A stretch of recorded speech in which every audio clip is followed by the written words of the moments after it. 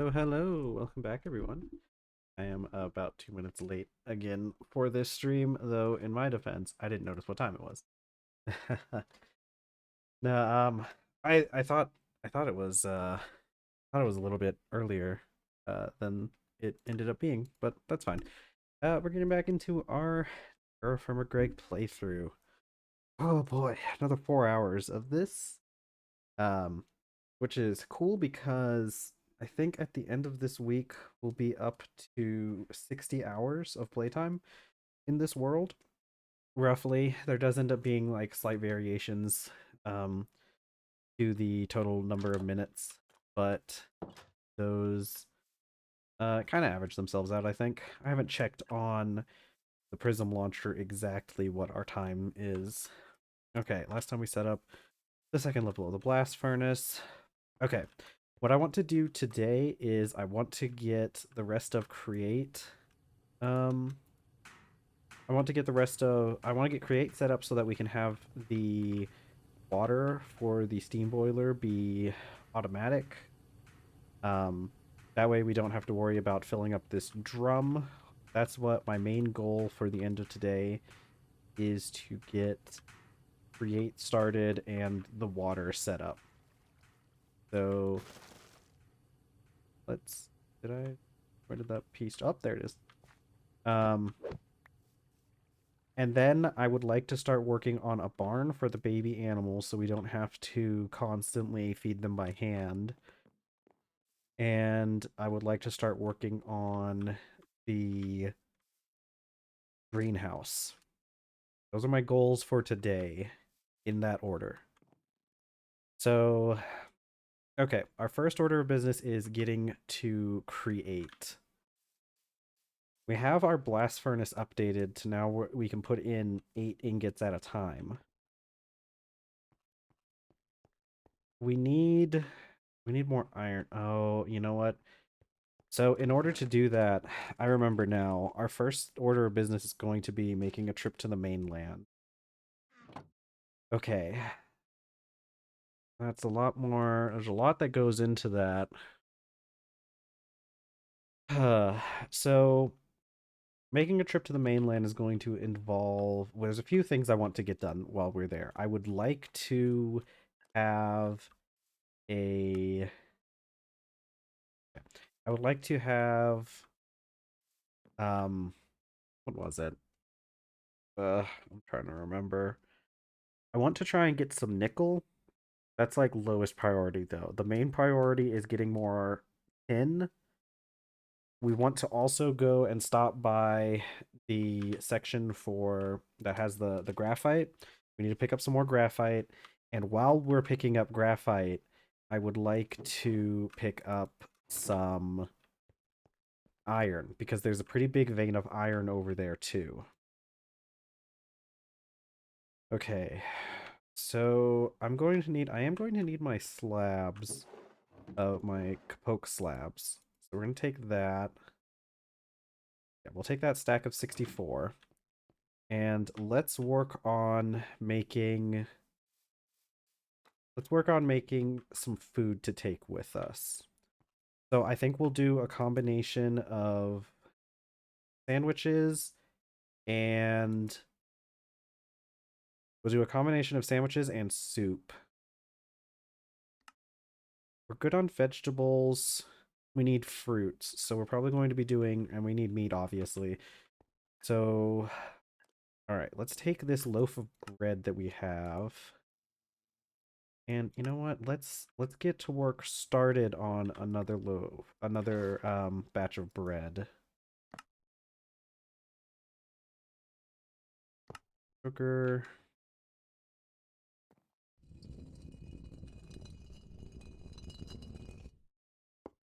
And it's really funny because one of the things that I kind of thought about today while I was doing chores and whatnot is a lot of what we end up doing in game is stuff that I'd like to start doing in real life as well.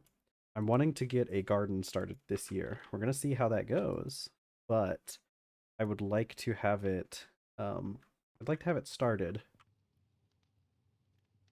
Okay, so what we want to do we want to make soups that are the same, so they will stack together.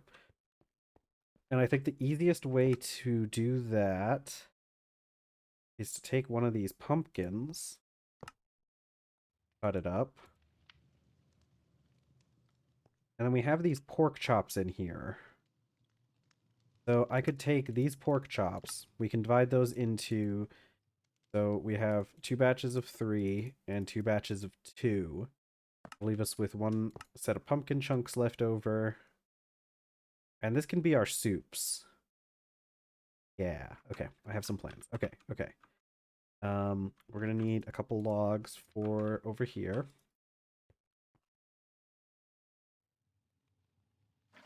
And this. Let's get this started. We're going to need all of our bowls. I wish that these would just stack automatically, but they go into the empty slot, even if you have bowls already. Okay, the cool thing about this is, now that we don't have this top oven insulated, it's actually really good because the bread won't burn in here. So we just have to wait for the oven to go out and then it'll cool down and we can pull it out with our hands.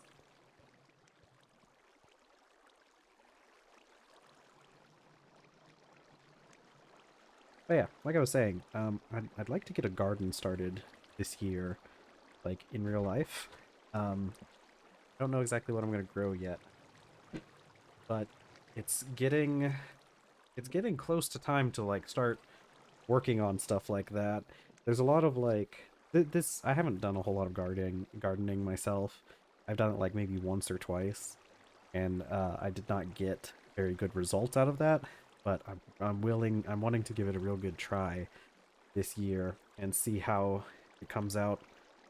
Um, one of the things though is that there's a lot of like prep that goes into the garden before you even get to the point where you are um before you even get to the point where you're trying to, we'll do this. Okay, and then I'll need jam. But before you even get to the point where you can like start the actual garden, there's a lot of prep work that goes into it before then. 2, 3, 4, 5, 6. And so there's stuff that I need to do before it starts warming up too much. I need to get like the ground prepped and stuff. I want to do a raised bed garden this year because I haven't had a whole lot of luck with just straight in the ground gardening. I think it's partially due to the area I live in having some issues with stuff like that. The soil here is not super good, but if I did a raised bed garden, wait, I gotta open those, then it wouldn't necessarily matter because I'll be putting all the soil in anyways, essentially. But I found this book on something called like lasagna gardening, and oops, that's something that I'm kind of interested in, where it's just like doing layers of not necessarily soil, but like it uses a lot of peat moss and a few other things. So kind of thinking of doing something with that. Okay, let's see. Let's put this in, this in. Okay, then we'll wash our jars and everything. So I don't know. There's a lot of stuff that goes into it, but it's not super interesting right now because I haven't gotten really started yet. So right now everything's just kind of in the speculating and in preparing stage. So I'll have more interesting stuff about that once we get to the actual doing stage. You know what? I need more torches. I'm just gonna put some stick bundles in the oven. Oh.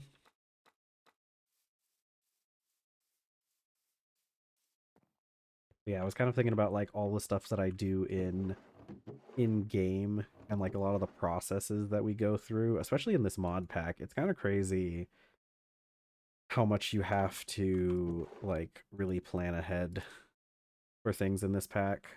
Okay, so we go we're gonna do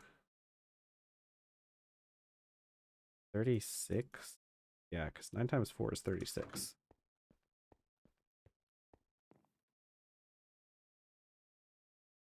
Okay, and this should okay. I miscounted because I got 38 instead. Wonderful. So what we're actually going to do with these sticks is I'm just going to go put these 4 stick bunches into the oven. And I'm pretty sure that'll get us get us all the torches we need. I'm going to have to go chop down some more maple trees here in a bit.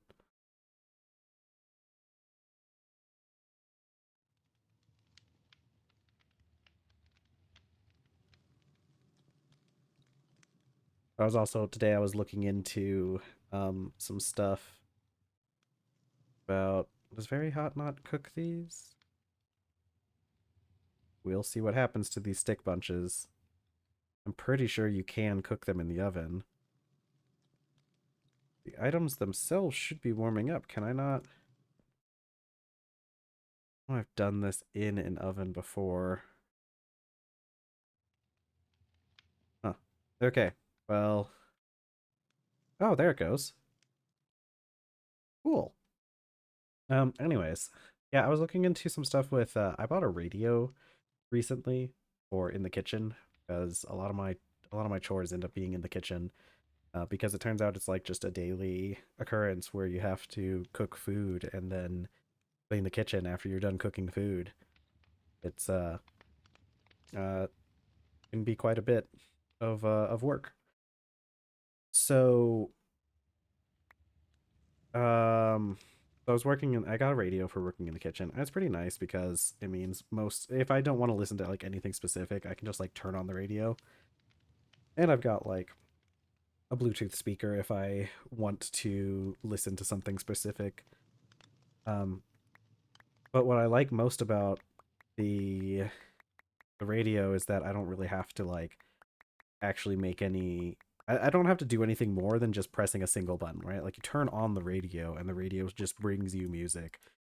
And it's a lot different compared to like having to go through the process of like turn on your phone, turn on Bluetooth on the phone, because I don't leave Bluetooth on all the time. I know some people do, and I know like iPhones especially, apparently iPhones like just kind of leave their Bluetooth on all the time. And like I've seen other people's iPhones because I've had this issue where like you have a friend that um you go out you go hang out with and you have your Bluetooth speaker there and your friend connects to the Bluetooth speaker, and the ones that have like iPhones, they oh, I should fill up my water flask. We need a little bit more water.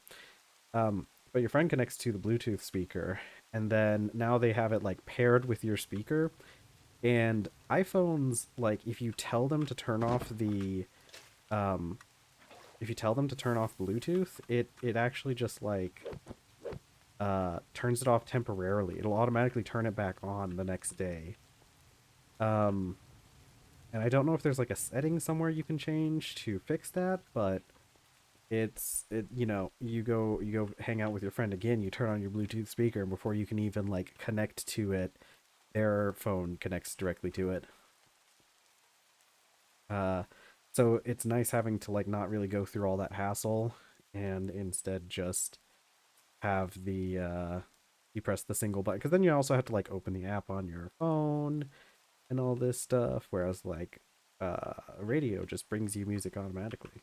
It's pretty cool. But the issue with that radio is I bought like a cheap one from Walmart, which works okay as a radio. Honestly, though, man, I remember having radios in the past that were like the same tier, your cheap radios. And the old radios were just better. This radio doesn't even have like a proper antenna. It just has like, a wire. And that's not a huge issue as far as like, antennas go, because antennas kind of are just wires, but they don't have like the stick that goes with it. You know, like there's the wire, or not the wire, but you know, they have like that metal stick that holds the antenna, and you can like move that around. It's like little telescoping and extends and everything. But with this thing, it doesn't have that, which kind of sucks because it means like I currently have it like it's just in the kitchen and it stays in the same place. So I just have it like taped to the wall. But like if I want to move it somewhere else, it isn't very good for that. Because, you know, I'd have to like find a way to hang the antenna or something. So I'm kind of looking into ways to like fix that about that radio, and while I'm looking at that, I'm also trying to find a way to make it like more portable. 'Cause, like it plugs into the wall, but it also has like it also has the ability to charge off of, or to play off of battery power. The battery power is like 6C batteries, and I'd prefer to have like something rechargeable and something like um I just prefer to have something rechargeable, really.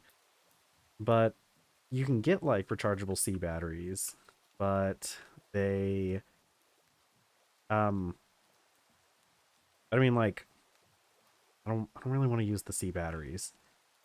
So I was like looking into other ways you could do it, and you can buy like power regulating boards for pretty cheap that you can like plug a USB-C into, and then it will like send that amount of power or something. Uh, but you could also like but like I was looking at like you can buy like battery packs that are like have more capacity than the C batteries would. I think I'm not 100% sure if like you add together the milliamp hours that the batteries have if they're in parallel. I don't think you do.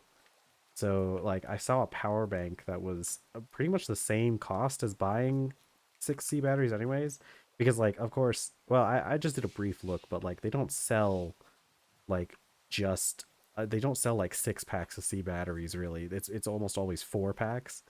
So you'd have to buy like 2 4 packs, which is already pretty expensive. But I was thinking maybe I could go in and like just put a power bank in there and then have like um and have it hooked up directly into the radio. And that would actually probably work from what I was looking at, and probably cost a little bit less than like $20 to do. So I don't know. It's a possible thing that I may or may not do. Because to be fair, oops, I am losing bitrate. What is happening? Okay, we're good. I don't know what that was. I dropped some frames there for a second, but everything seems good now. Okay. Um, anyways, radio. Yeah, I don't know if it would be really worth it, because at that point it's like basically doubling the cost of the device itself, and I probably could have just bought a radio that already had the functionality that I wanted for pretty much the same price. So, you know, it's like this is like an issue I run into with like a lot of DIY projects at home, is like sometimes you can do things and it's really fun to do them, but you end up like not even really saving any money on it. But you know, it really depends on it kind of depends on your priorities. I don't know. I feel like that's an issue with like a lot of things in life. Uh like something about the way that our society works, a lot of things are like kind of cheaper than their base materials unless you happen to have the base materials like already on hand. It's mostly for like technological stuff, like um for like a lot of pieces of technology, you end up like better off just um like buying a cheap version of the tech that you want as opposed to like building it yourself, because like tech prices are actually pretty low. And that doesn't really end up holding up for like a lot of other things. So it's one of those, like, it kind of depends on exactly what you're doing, if it's worth it to DIY or not. But there's a lot of reasons for that. And I mean, I don't know. I think also for like tech things, it depends on where you can source it, because another main reason why you'd want to do something yourself. Ooh, we're having that glitch again. Let me reload the map. But the reason why you'd want to do it yourself is to avoid from supporting certain businesses. So it kind of depends on if you can source the materials cheap or not. But, you know, there's also the like fun aspect of all of this that we're talking about. If you get enjoyment out of modifying stuff like that and doing it yourself, there's also a lot to be said about that. It does feel very good to make something on your own. Okay. Okay. There was a pit.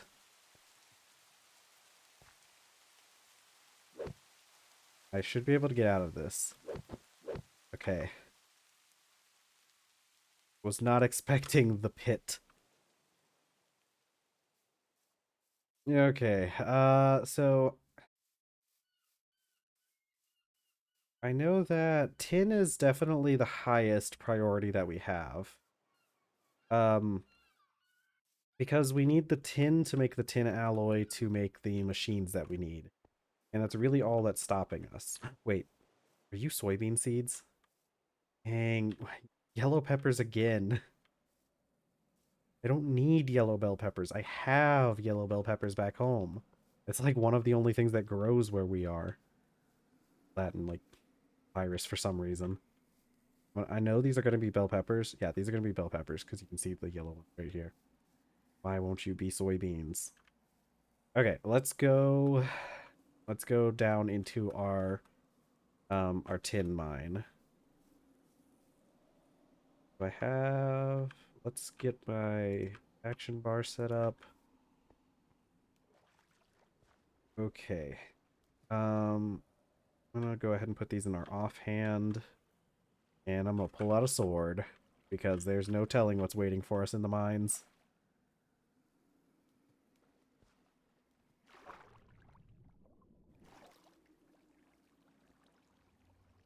Okay. Dark. Dark. Not seeing any hostiles yet. Okay. I think we sealed off most of this section over here, so we shouldn't have to worry about attacks from behind.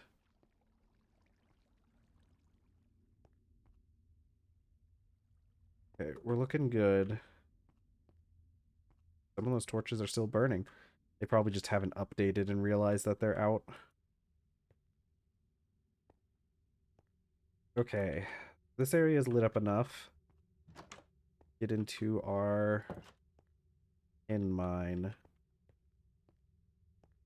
Ooh, let's light up a little bit down here so that we don't have anything sneak up on us from the depths.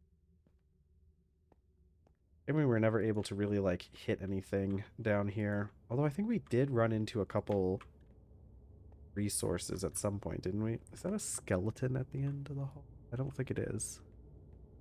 What is at the end of the hall here? These are dangerous, kind of.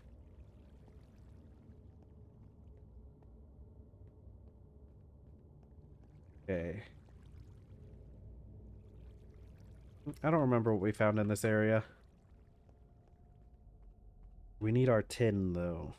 Tin is the big thing. And the good thing about the tin is that we really don't even have to mine that much for it to be, like, worth it, because cassiterite sand has so much tin in it. Like, more than a single ingot worth. We gotta be careful about all the asbestos, though. Okay, and this was like a dead end for us. Okay, let's try and mine out some of our tin. I'm gonna go from top to bottom just because it makes me feel better about things. Oh, and let's go ahead and put supports across the side here, because I can probably get that ore above us as well.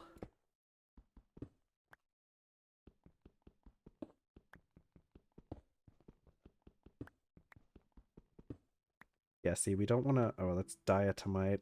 I don't think we need diatomite for anything right now. I think we'll be able to extract resources from it later, but right now it doesn't get us anything. Okay, let's smooth out these walls a little bit first. Okay, we're gonna ignore the asbestos.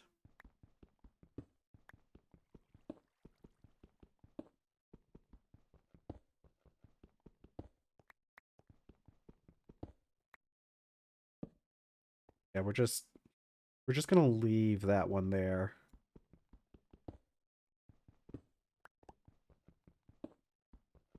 Okay. We're really lucky we found this this cassiterite sand vein where we did. I kind of wish there wasn't as much asbestos lying around. It would be very nice if we didn't have to risk getting poisoned. But cassiterite sand. Let's go ahead and clear out this area too. Once we get to the medium voltage age, I know there is a way to get like protective gear that will prevent us from taking damage from not the cassiterite, the asbestos. And we're definitely gonna want that. It's a shame that they don't have any like lower gear protective materials. They're supposed to be working on that, but they haven't gotten to that yet. I don't think they've released another update just yet. I think it's still on 7.19, which I do need to update mine too. I need to check the updates too to see exactly what they did. Okay. We're going to play a fun game called Try Not to Mine Any Asbestos. Oops, all asbestos. Ooh, ew.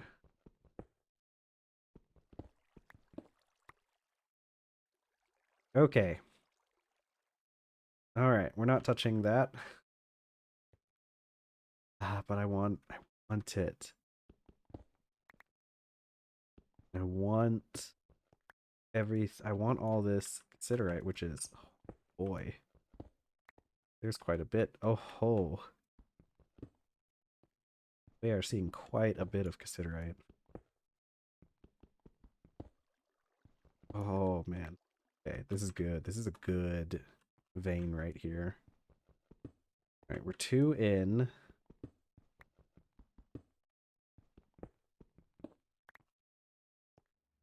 Boy, how much do we have so far? 18. See, look at this. Before it's even processed, this is 2 buckets worth of tin.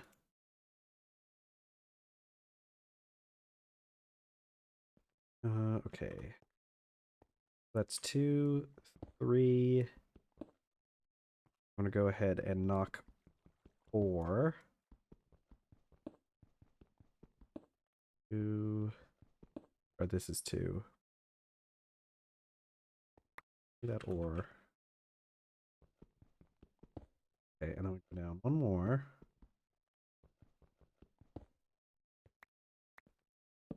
Oops. I need to remember I can't be holding torch in my hand while I try to do some of the parkour stuff. Parkour. Okay. Pop.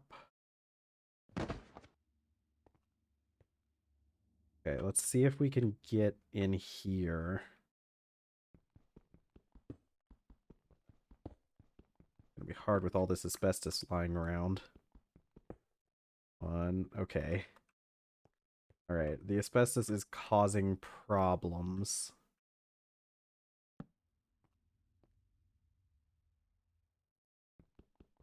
How much ore do you think we really need?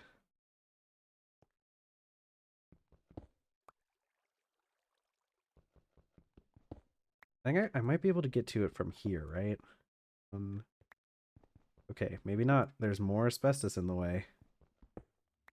It turns out that the issue with this vein that we found is all the asbestos.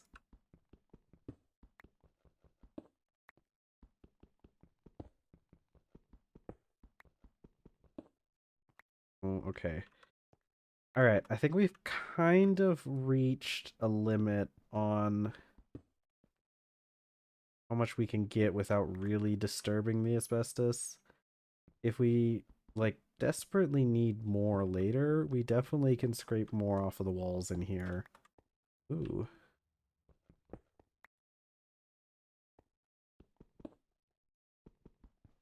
Monkey C.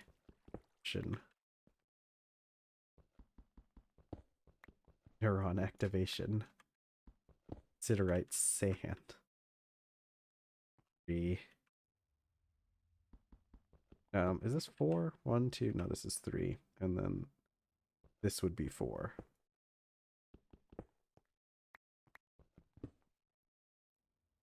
Let's get some more supports over here.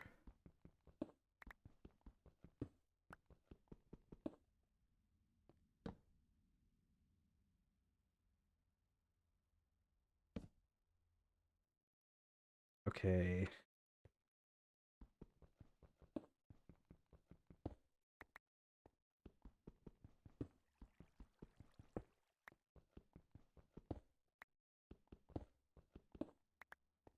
All right, this is probably going to be more than enough to last us for a bit. Okay, I'm going to stop here. I'm going to place a torch for later. But yeah, this is 34, and that's already 4 buckets. That's a full cauldron if we don't even process the ore that we've dug up anymore.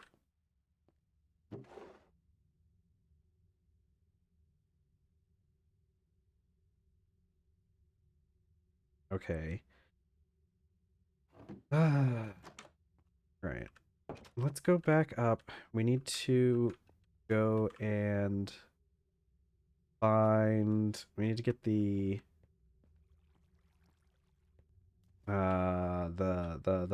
graphite next. Should be pretty easy. We just gotta find the place where it exists. I'm gonna drink some of this water once we get up here.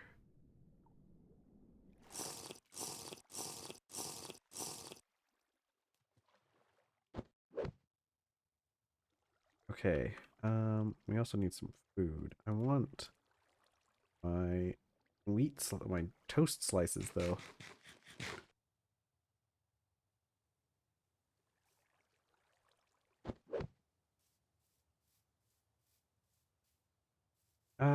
Maybe I should chop down another tree. I'm gonna chop down a tree while we're here because there's a good chance that we're gonna need some more supports. Ooh, what are you, lemon tree? Yeah, the lemon trees are fruiting right now. I probably could take a bunch. You know what? I'm gonna take these lemons because I don't know if we're going to end up eating them, but if they rot, we can use them for compost. Okay, go away, moon. Would you imagine that I've like turned down the intensity of the moon? That thing used to be way more aggressive. I should probably turn it down even more. A little bit ridiculous with how I can't see anything while looking in the general direction of the moon. It's like not even the sun does this.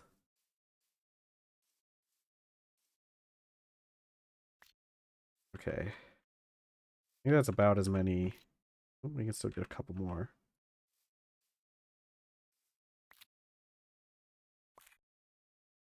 Really get in there. Get in those trees. Okay, I don't think we can do any more. Okay, so we're gonna shove all these lemons into a vessel, the lemon container.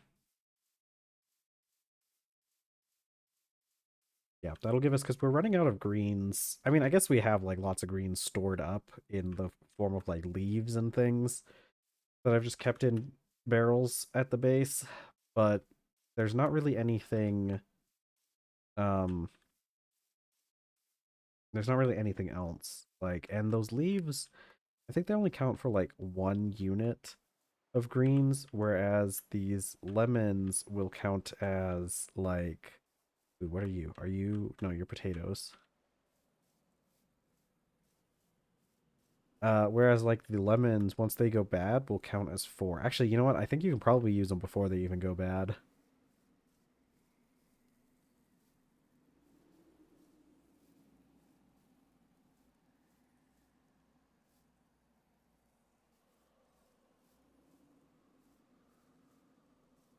Okay. Our little our little mine should be, I think, right over that hill. What do you guys? Potatoes? More potatoes. Okay. So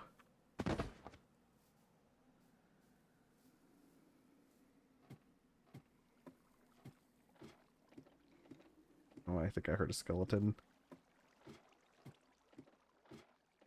It was probably off to the side. It doesn't matter. We're fine. If the skeleton tries to come after us, it'll fall down the pit, right?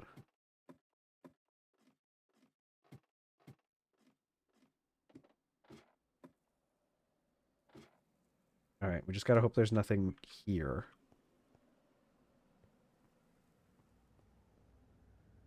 Okay, good. I'm going to add... Oh, you know what? I didn't bother getting a tree, did I? Heck. Okay. Well, let's get down here and see what I can see.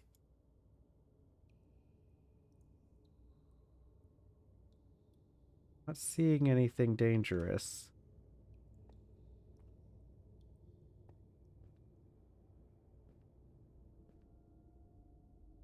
Okay. Not seeing any dangerous guys. Okay. I need to find a way to make this area safer, but I'm not really sure. Torches are fine, but they also make it so that like the torches like will go out. And then we're kind of left coming down here and having no idea just how many monsters. Oh, where I heard something.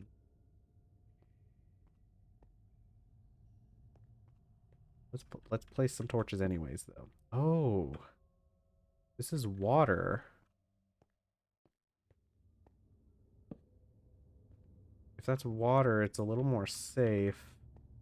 Obviously, the creatures can't spawn in water. I guess they could swim through it, but they tend to not like doing that.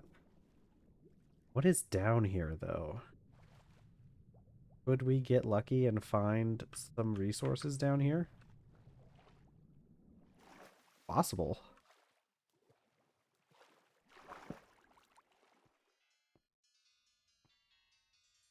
I don't like that noise. I think that's something that spawned with an instrument.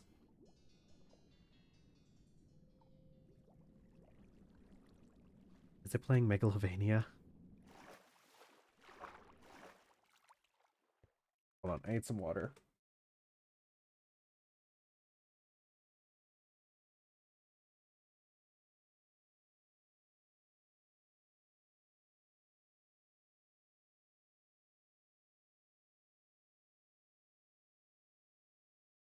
Oh, I was talking too much without having any water for a bit. Okay. We're looking for... We need iron from out of here. Luckily, all of this stuff is on the ground, so we actually don't really need any supports to get the iron. But doesn't seem to be nearly as much as I was hoping for the iron itself. There's a lot of gold here, though. A lot of gold. I don't think there's any yellow limonite. So I can safely ignore anything that's yellow. Oh, but these sections would be nice.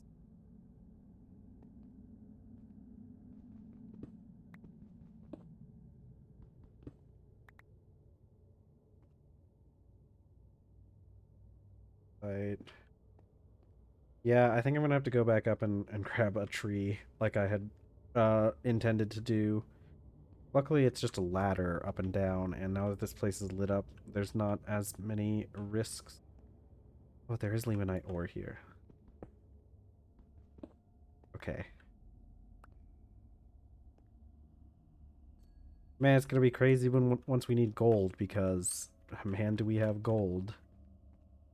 Yeah, and this graphite is gonna be kind of hard to get the without supports. All right. Let's go back upstairs and grab a tree.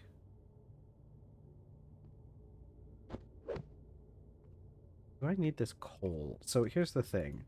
If I mine it with a pickaxe, I'll end up with like poor, raw, or rich coal, which burns at white for a while. But like, okay, charcoal burns at yellow white for a minute, well, almost 2 minutes. Ooh, normal coal does just burn at white for, but crushed coal is what I get if you break it with a hammer. And where's the ore? Gotta be an ore diagram for the processing of this, isn't there? Okay, so we crush it into coal dust, then it can get turned, or we crush into impure coal dust, and then it can get turned into coal dust. What is coal dust even used for? Oh, it is used to make resistors. But the thing is, we can make resistors using charcoal dust or coal dust. Okay, so uses for coal dust, making resistors. We can run it in a steam boiler.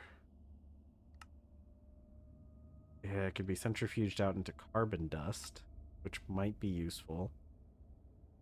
We could put it in a chemical reactor to get ashes and carbon monoxide. Oh boy. It could be used to make glowstone dust. That's neat, I guess. Okay, I don't really know how useful coal actually is for us. But at least we know we have like a huge deposit of it lying around when we do need it. I need to pick up these small, because while these don't really melt into that much, they do melt into a little bit of iron. Maybe we could see if we could find an iron deposit like here, like an actual like magnetite or something similar deposit.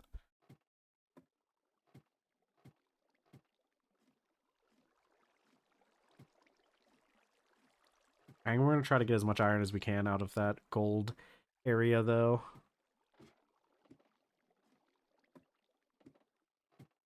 Yeah, there's a tree right here.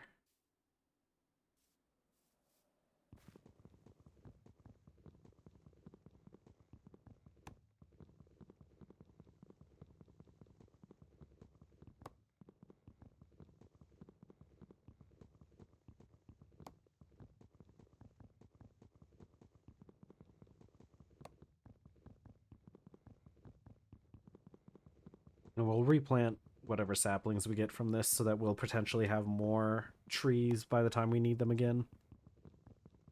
It's always a good idea when you have a mine is to make sure you plant trees around the mine because you're going to need them at some point.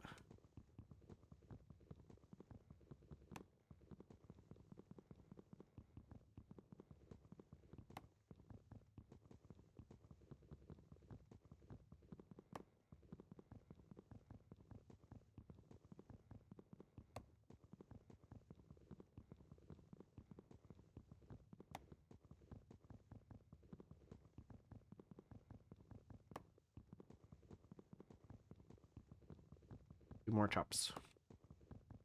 Man, we've already been here for almost an hour. That's crazy. These recent streams have been flying by for me. but I'm always excited. I was thinking like last night, I was thinking like, oh man, once I get back into Minecraft, here's all the things I'm gonna do. The things I need to do today. I really need to get the those machines up. So I'm having tons of fun with it. Let's see. Can I have? I want my slices of toast. I think it's a first in, last out system. Maybe.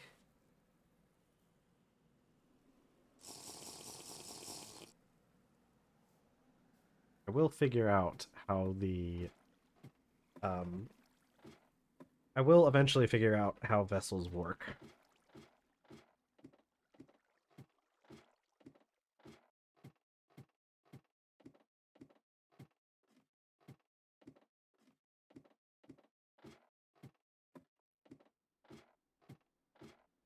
Okay. Oop. Let's get some stuff going over here. I want iron.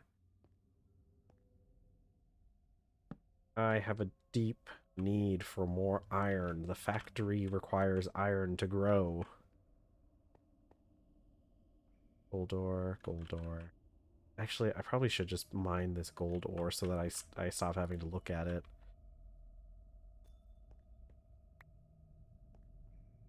Okay.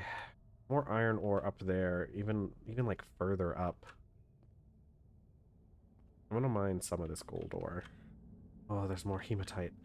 Okay. Okay. We're gonna mine up. We're gonna mine everything we can reach. Oh. Okay, no wait, I do have my hammer out. I thought I had my pickaxe, and I was about to use the wrong tool. God. There's ore every... Oh my god. Oh. We're never going to need gold, that's for sure.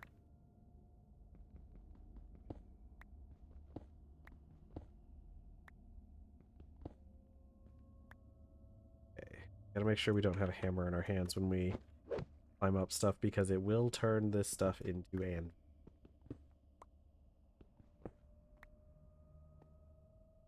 Okay. We're in our maximum mining era. We are scraping all of this out of here.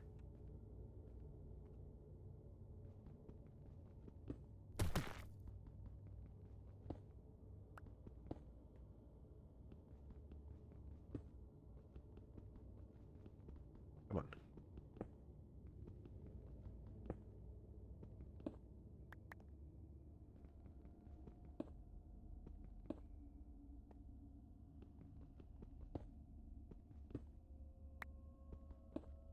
Ore everywhere. I hope we need gold ore later on, because I'm having so much of it. This vein really is like mostly gold ore.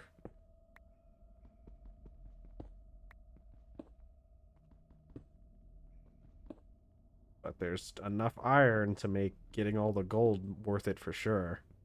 Oh, okay. Ah, I thought something important broke.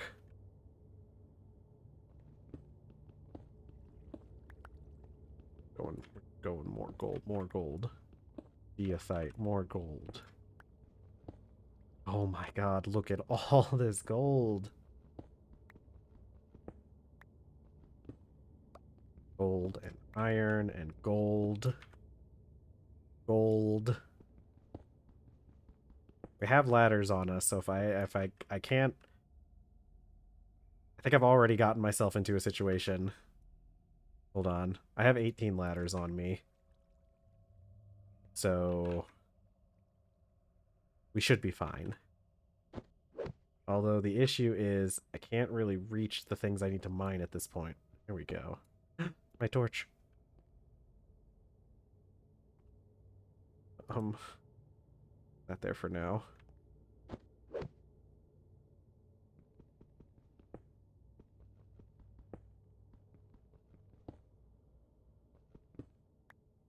Okay, is there more underneath? No, there's more underneath here. Yeah, I think... I don't know what to think, but I think I'm going to keep mining.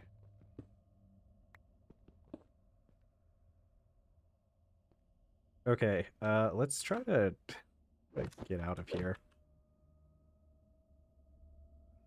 If I parkour.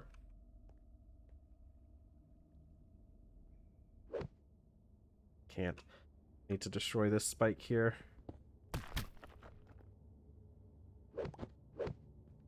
Okay. Man, am I glad we installed this parkour mod.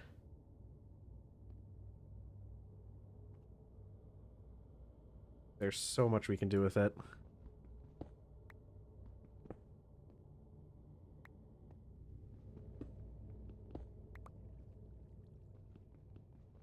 We are strip mining this area. We didn't even need the supports. We didn't even need to go up for the supports. We're gonna need supports to go get some more graphite, though.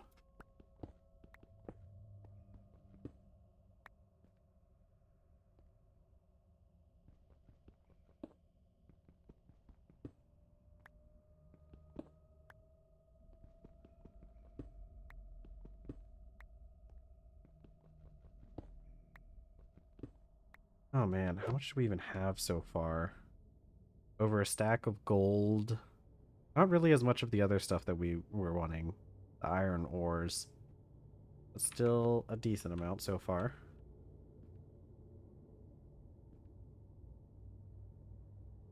More gold. I want that hematite.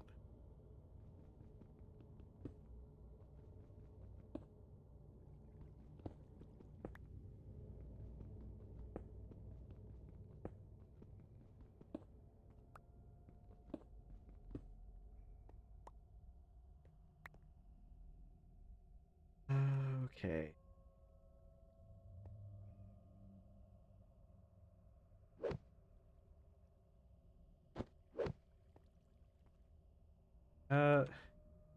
We gotten enough?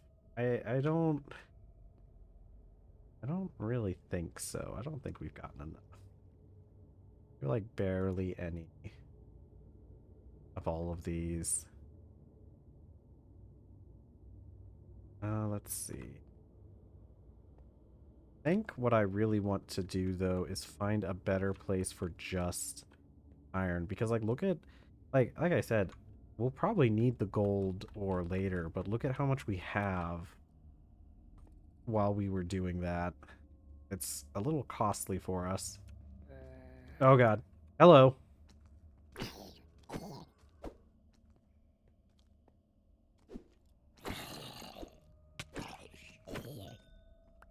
Okay. Zombies. To be expected. Did he see us? I don't think he saw us enough. Oh, I don't want to fight a skeleton. Skeleton's the last thing I want to fight.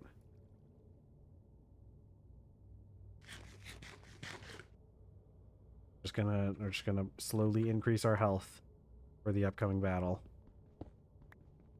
Alright, I'm breaking this stuff with a hammer. Alright, let's see. 2. This is 3. And this should be 4. 1, 2. Yeah.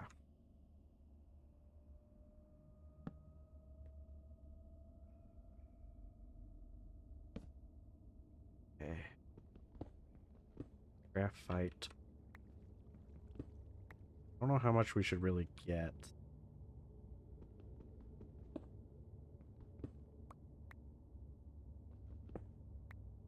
I'm wanting to at least go... I want to break this hammer because we have another one on us.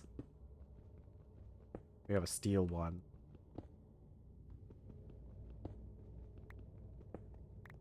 Oh, there we go. More graphite.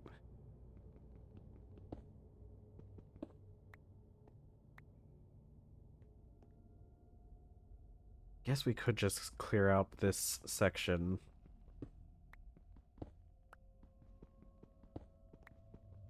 Okay. we're running low on inventory space. So put up some of this, and you know what I can do?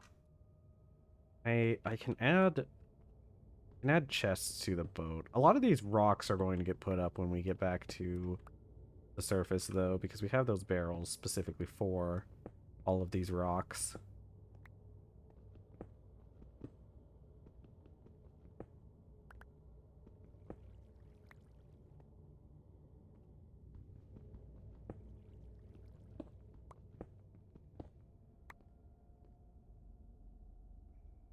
Three, so this is gonna be four.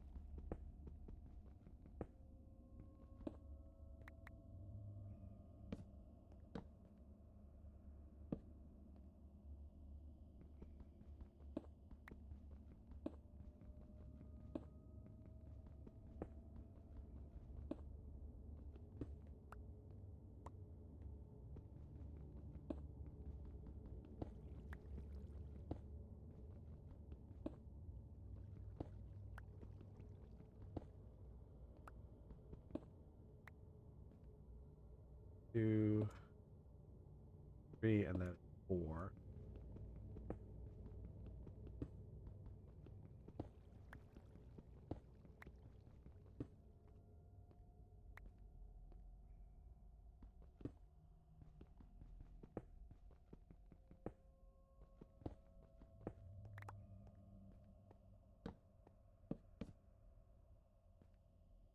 Alright, we're getting quite a bit of graphite out of here. We still haven't broken this hammer yet.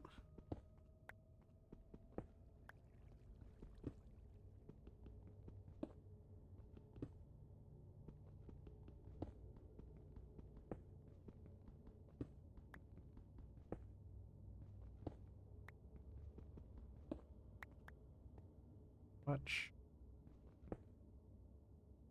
Much ore. Need more.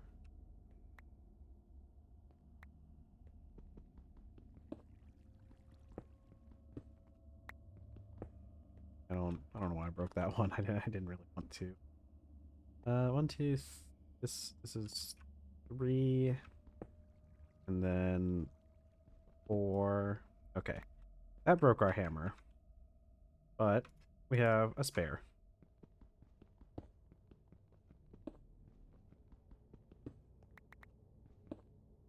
Okay, so this is four. Let's go ahead and get this blocked up. Okay, we have 39 pieces of graphite ore, which will multiply. Let's get one more just so we can make an even 40.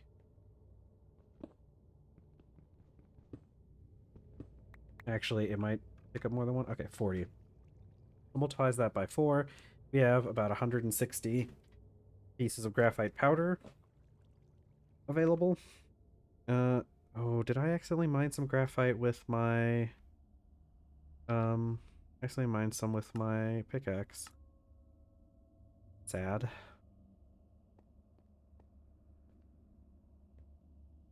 Okay, well, get back up to the surface.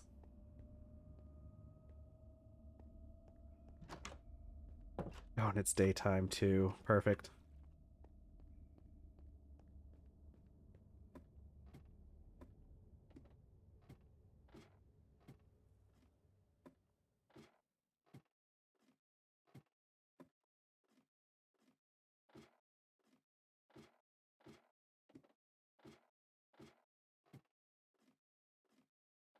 Okay, so we're going to deposit our rocks.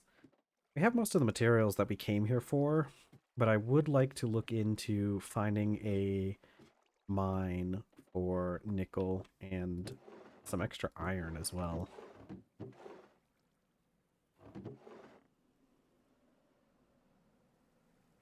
What is this? Is this dolomite? This is basalt. This was dolomite. I'd bring it back with me because that's a flux stone. Okay. Let's go gambling.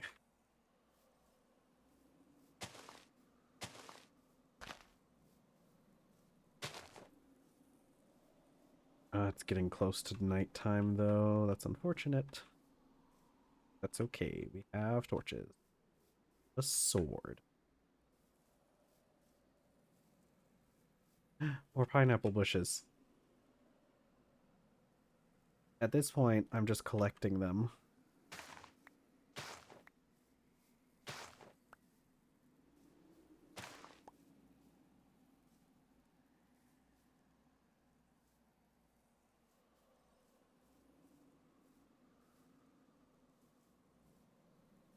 Okay, we need... What are you? Berry. Is it right? I'm pretty sure that just leads... that. Oh, one of those bongos. Oh, particularly... Well, you know what? I could use the meat. Bongo bongo. I don't want to leave the Congo.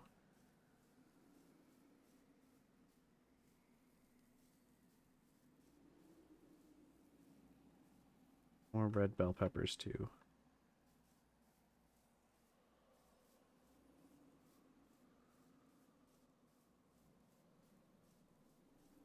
Oh, there you are. Oh, bongo bongo bongo. Where did you go, bongo? Where did that thing go?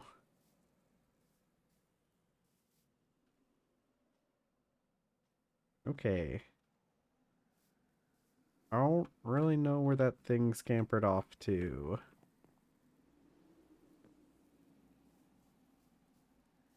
Cool. There you are. Bongo bongo. He did not want to leave the Congo. An old song, by the way, if anybody questioning why I'm saying that. Okay, and then we'll just put these in with the lemons. It's salted, so it should be good for a while. And I should pick up some of this extra salt on the ground. Oh.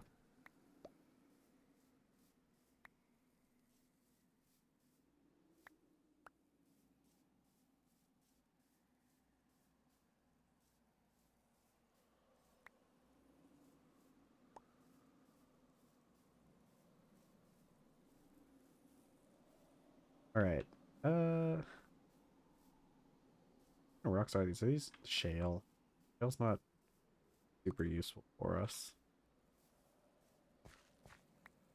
Salt from in here. Rock salt, surface rock. Wait, does that mean... Oh, oh, oh. Hello.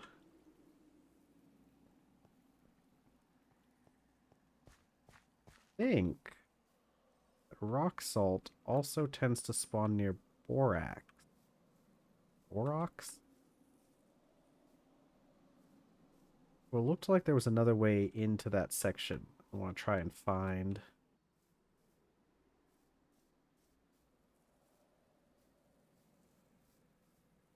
Hmm. Looks like it might be in through here. Oh, wait. Maybe. Okay. Definitely leads down in that direction. Let's drop down. Good thing there's no one here. See, there's more in that direction. I'm gonna go back up.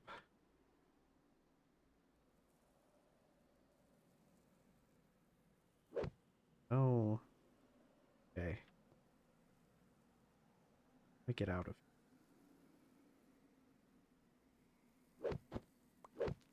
here. Okay. Good. I think it like just realized there's gravity. Gonna be dangerous. Oh, okay. We did it. Alright. There's gotta be like something in this direction. Gotta be like a big chasm around here somewhere. What's kind of is there. Okay, see this section drops down into it. I want to see if there's a section but easier. Ooh. You look promising.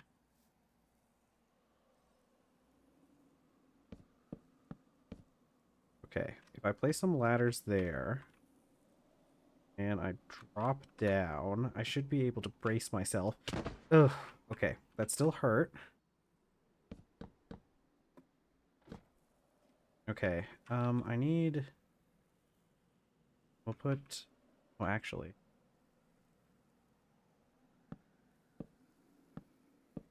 This should work. I have enough ladders, though.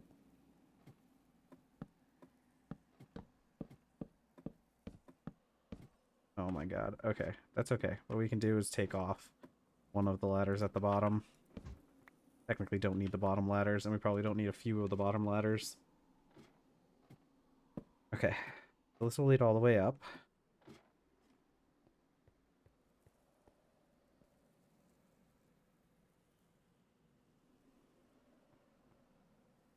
Okay, so we're still not at the level where we can get down to the rock salt. But we're in a good position. Alright, I'm going to go back up, and I'm going to make a marker for this area.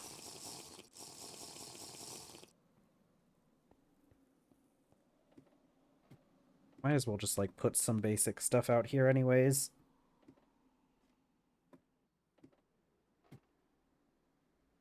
Let's see. Saw.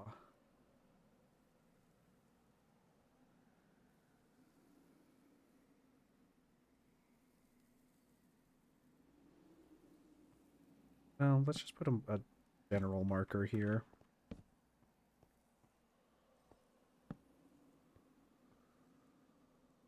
Okay. That should help us find this area again. And I don't remember what borax was for. Borax dust can be crushed into flux. That's the big thing. I guess it doesn't matter that much because we have access to limestone. But having access to salt like that, pretty beneficial. Okay, we're gonna continue. Okay, I see those bushes over there, and I'm curious as to what they are. We're gonna continue looking for nickel. I'm pretty sure I'm in the wrong direction, but I'm going to circle back. Okay, those are just grapes. Okay, I'm going to circle back and look for that area where there was the nickel.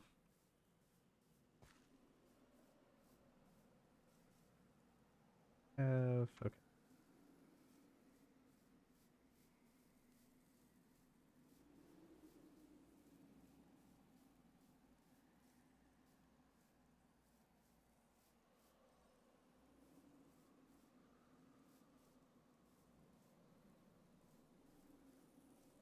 Pretty sure it was off in this direction somewhere. What's this? Hematite. And hematite. This is probably, yeah, this is probably for that gold vein that runs under here because I'm pretty sure, yeah, we're like right next to, and I didn't realize there was so much of this though. We're like right next to where we had dug in that first time. That means there's like another vein back in this direction, most likely. That's probably separate from the one that we've dug into. Cassiterite, not super important.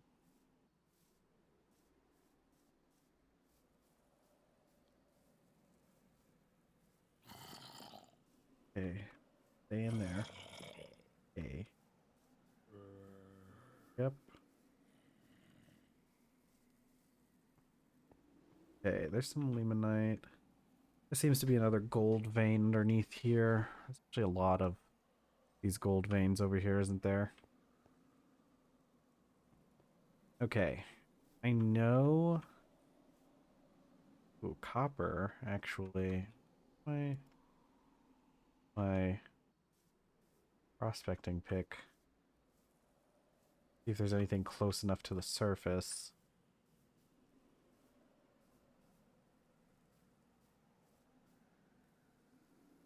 Hmm.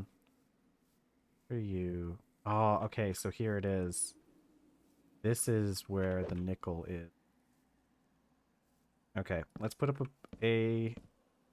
um put up a marker.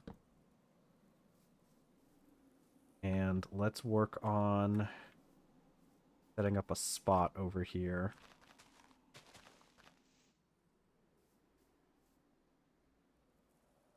Okay. Take a couple of these.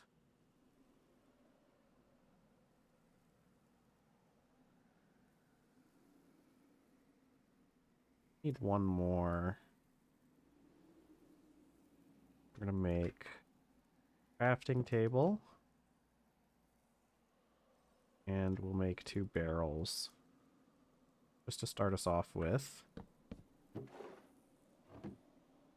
Again, the issue is we're going to be digging down yet again. Getting out of inventory space for that. Okay, I need to make ladders, though. Actually, I can probably... Yeah, let's just use up all the sticks we have to start with. And then we'll take, like, this many.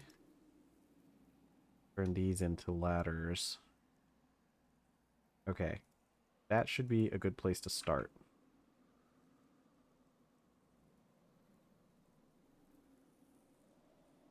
Okay, I think I'm going to start digging down here.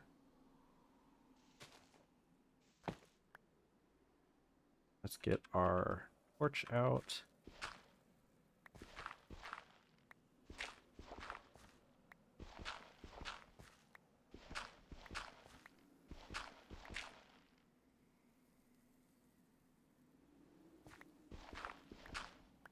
Let's look up real quick what exactly we're getting ourselves into.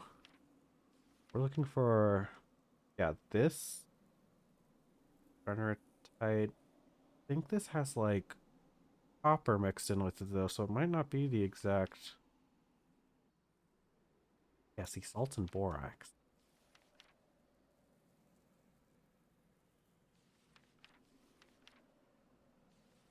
Actually, that might be the only one. We might just happen to run into copper along the way. Okay, this ends up in the gabbro layer, which isn't really that difficult to get to.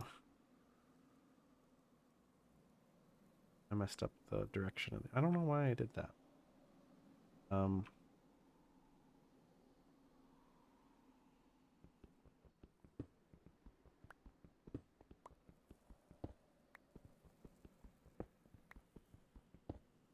ooh, straight into a cavern.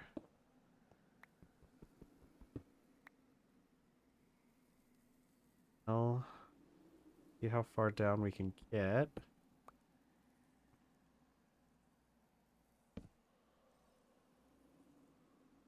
Okay, should be good. Okay. All right. I should be more careful. But it's fine. Okay, I'm also going to put up some barriers here.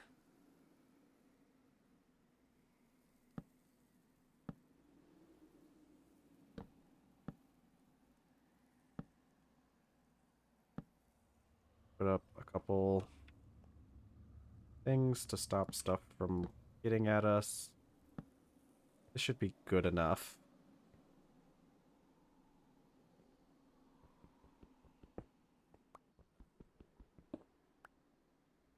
Let's see. Vector's pick. Small sample of copper. Traces of pyrite. We'll see. Maybe we'll end up running into that along the way down.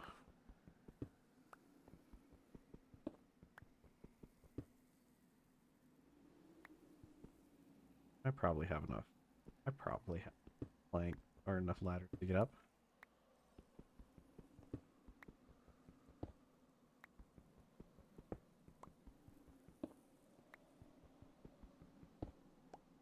Another cavern.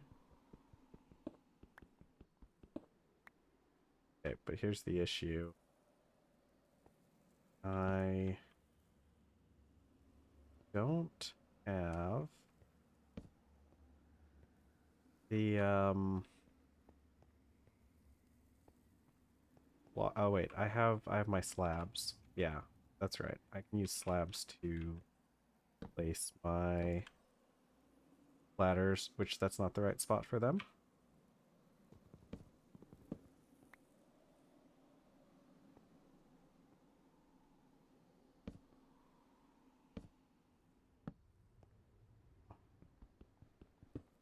All right, we need to at least get down to the gabbro layer because that's where our nickel is going to spawn.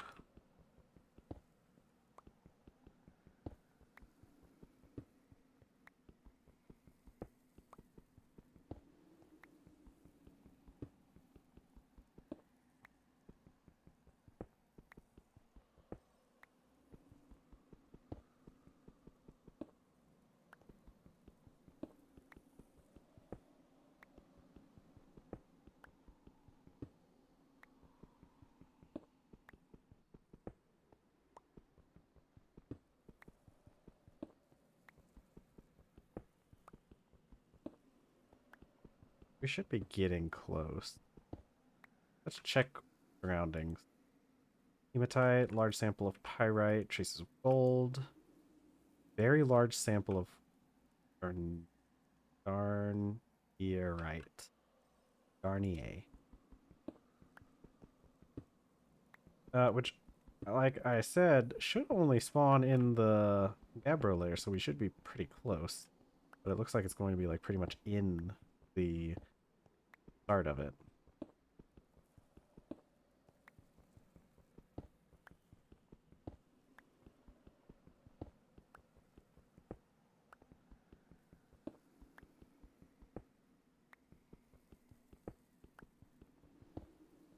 Ah, here we are.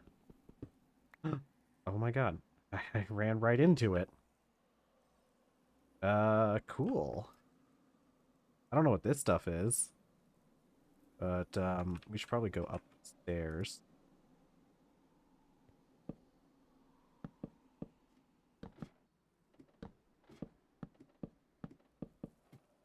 Oops, I got a torch placed there, but that's okay. Let's remove the torch.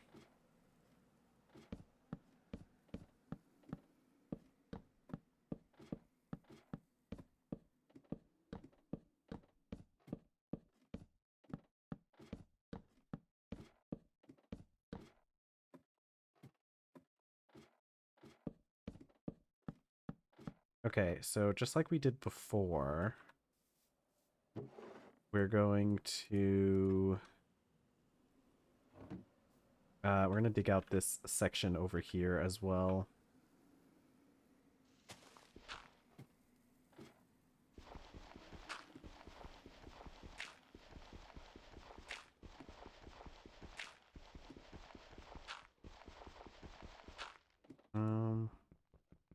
Gonna take a while. Mine this side. I've done it a little differently. That's okay.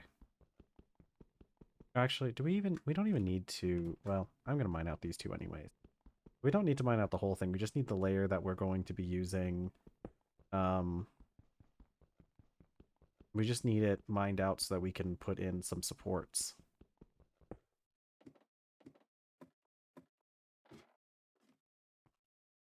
Which means probably right here. Yeah, because I think this just goes straight down to the layer we were at without any interruptions. Alright, well, I want to figure out what this stuff is. Pent... Pentslandite. Pentslandite? Is there an ore processing diagram for this?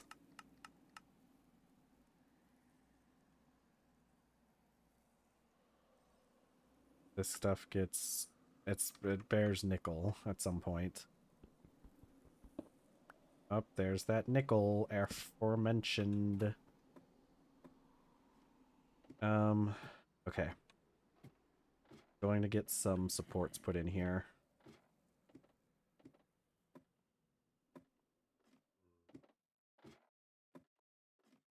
We should be able to just dig straight down from here. There's nothing under... Know that there's nothing that's going to us. But I am going to put some more slabs here.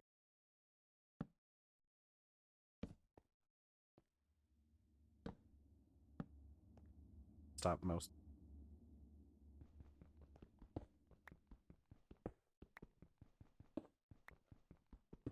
We're gonna need more burlap clothing once we get back to. Only got 2% left.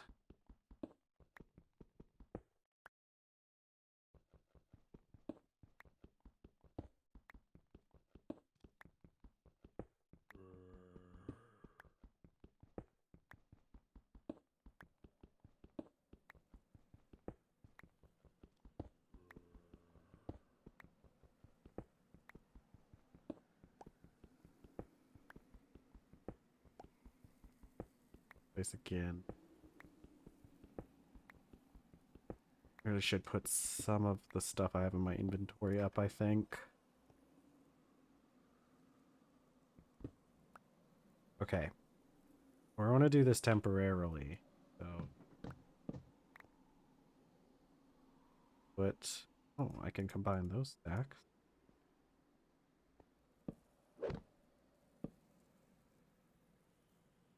Come on. Okay, so now this section should be supported. Do this section.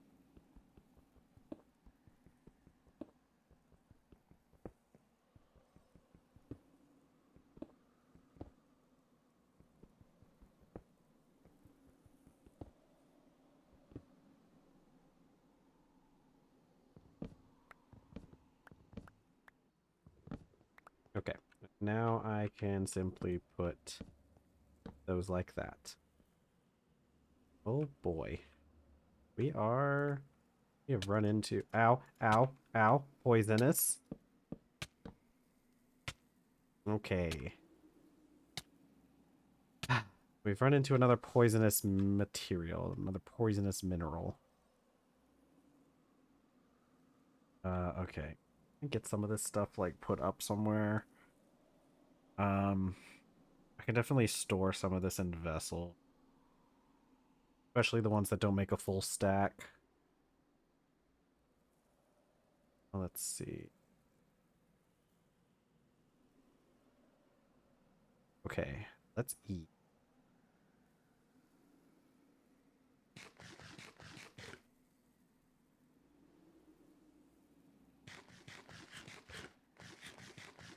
Okay, so now we're going to be pretty dang healthy.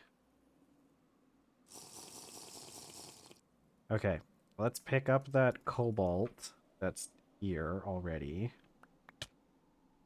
And shove that in there. And you're fine. Okay. Contact poison. Love it. Okay.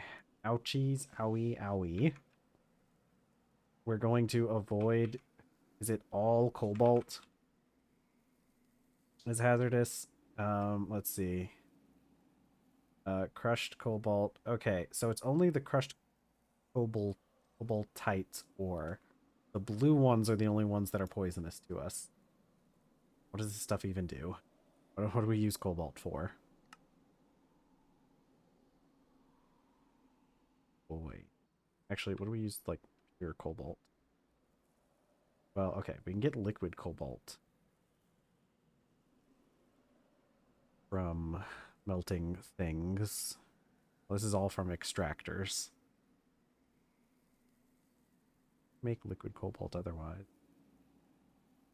Oh, there we go. Cobalt ingot. Yeah. Okay, but what is it used for? Making cobalt. How is that not... How do we...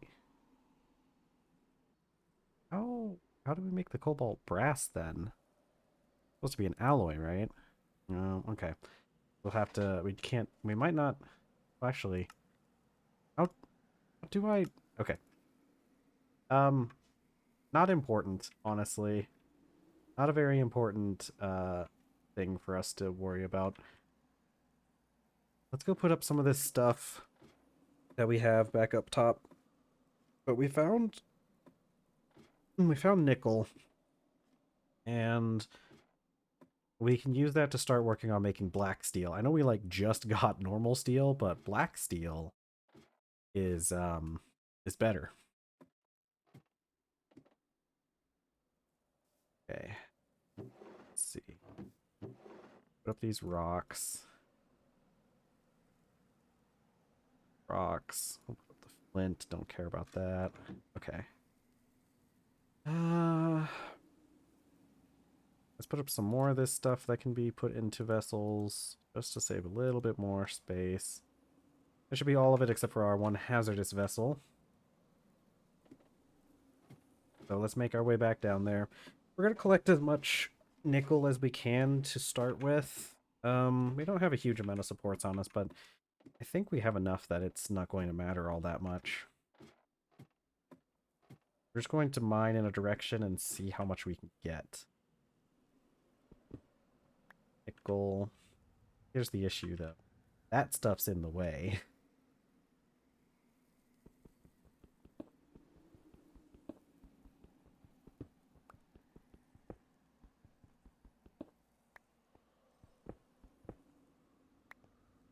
Okay.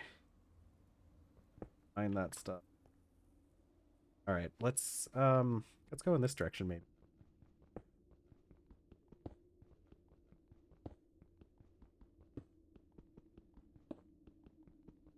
There does not appear to be really anything in this direction. Except for more of that stuff. Okay, there's actually more of this stuff over there too. Okay. Yeah, this will get a little bit touchy as we dig through a couple things.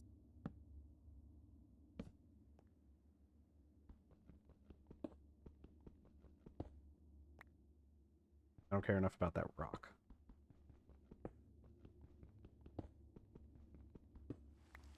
That's 3 and 4.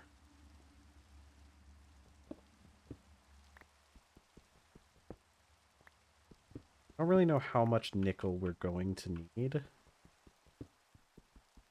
So, yeah.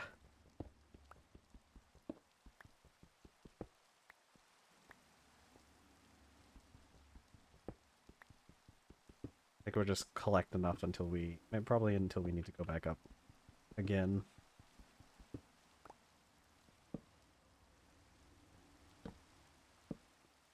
Hello? Not necessarily what I wanted.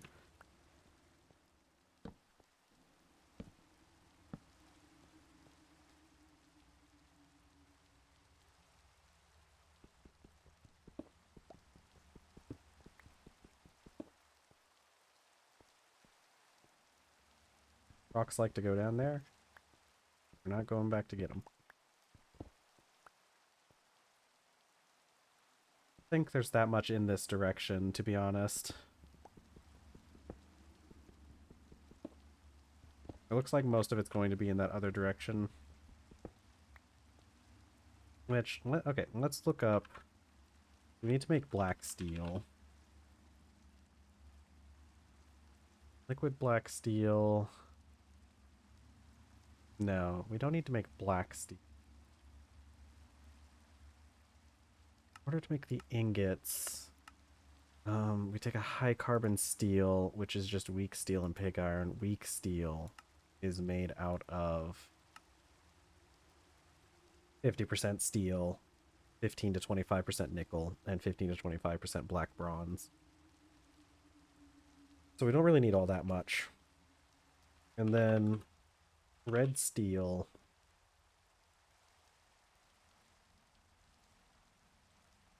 High carbon red steel ingot, which is fused with a... Okay. This gets turned into... Yeah, this gets turned into red steel ink.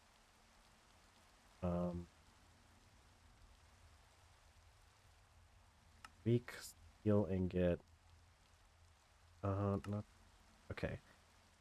Liquid red steel... Wait, actually. How do we... A red steel... Wait, but what is this? Okay, so this solidifies into a weak red steel ingot. That's the thing. The liquid red steel is rose gold, black steel, brass, and steel. And gold is just copper and liquid gold. So we have a lot of that. We can actually get to the red steel tier um soon. Like we might actually be able to rush straight into red steel now that we have plenty of nickel. Okay, that I think that's going to be our goal.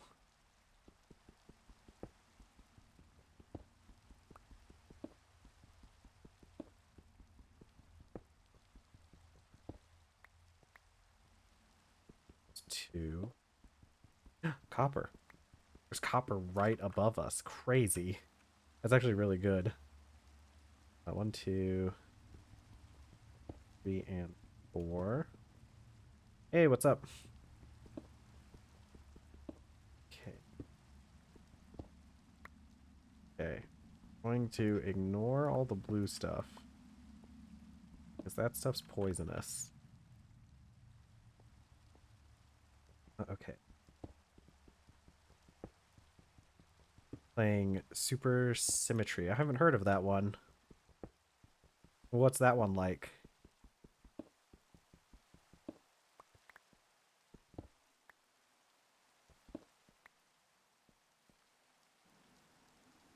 Keep going.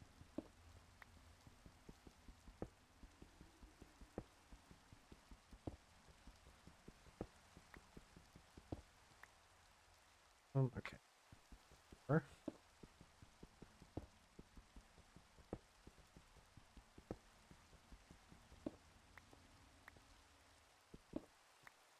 Okay, if I can get supports placed in, feel a lot safer down here.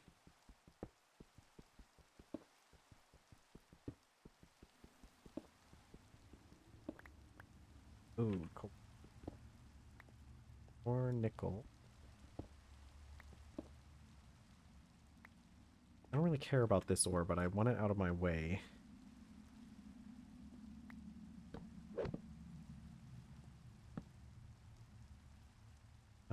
Let's see. Guess we can do... Guess we can take these and put them into supports. First Forge link. I can look it up. If I have the name, I can definitely look it up. Still in beta.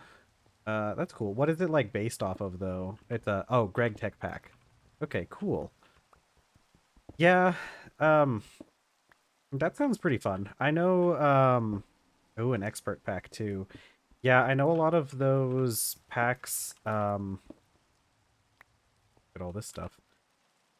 Uh there were a lot of really good packs from 12.2. That was another one of the really good eras for Minecraft modding. Boy, oh boy. Hear my ore. Oh, my clothing's almost broken. Yeah, at some point, well, I guess it's not that big of a deal right now. I was gonna say, like, at some point I need to figure out what I'm going to do after I finish with this mod pack, but, like, yeah, finishing this mod pack is so far out that I don't think it matters right now, right much. Check out Monofactory, Port of Nomifactory. It's cool. If that one pack you're talking about, the what was it? Super Symmetry? Yeah, that's the thing. I'm probably not going to finish this mod pack for a very long time. So, but there might be, we'll have to keep an eye out for like what kind of new stuff gets in development, because like this mod pack itself isn't technically released either. I think it's still a beta. I don't know if they count it as a beta or what, but this mod pack hasn't hit its full release yet either.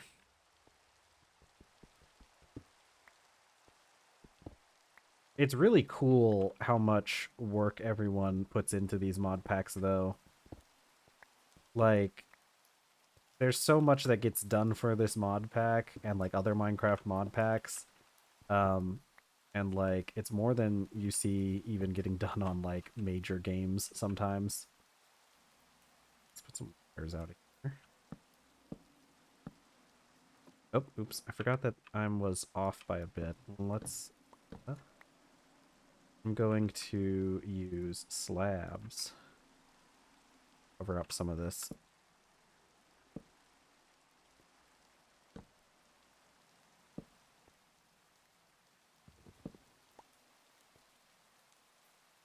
Up, up.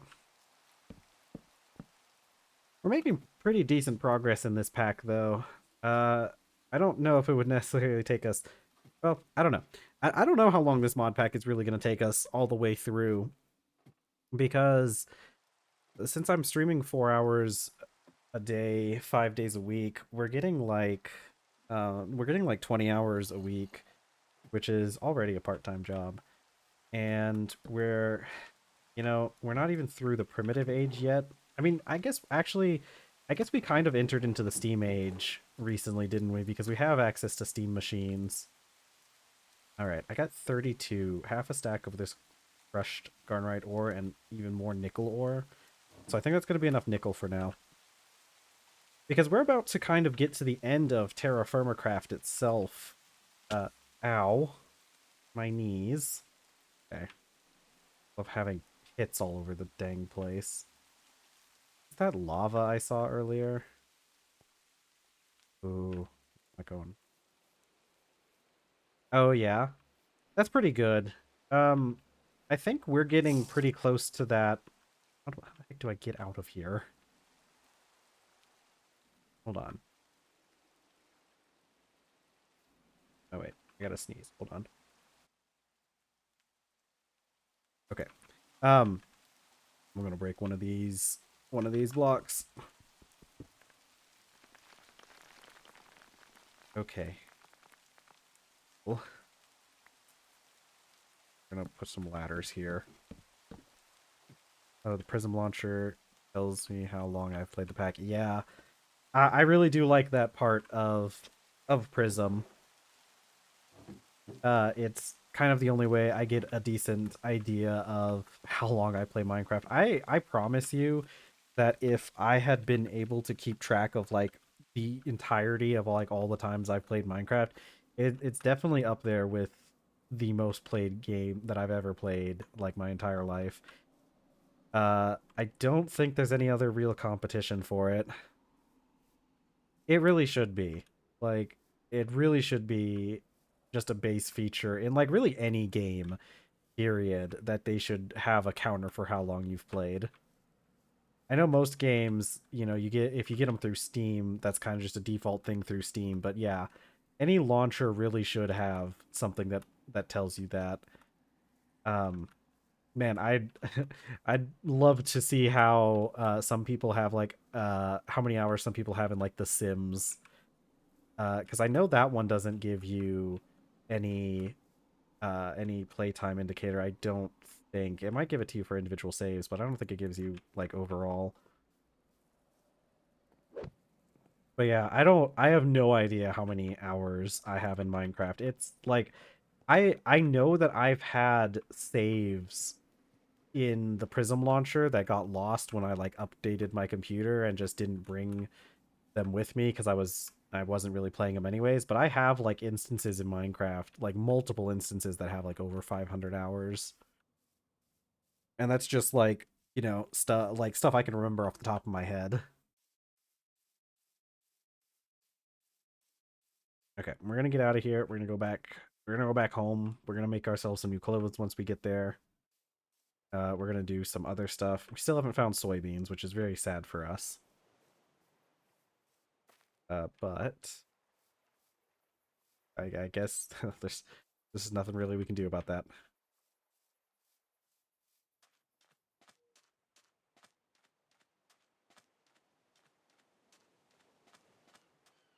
Okay. If we once we get back, as mentioning before, we should be able to get black steel and okay, come on. Get the actual post, not the Oh, did I have fence? My fence post? My fence post. There we go.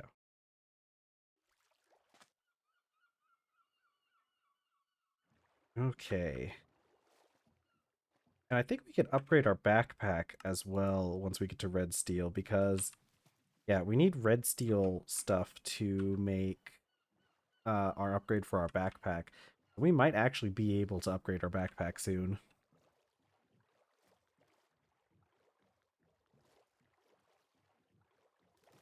But yeah, it's fun looking at the actual like playtime hours for games you have.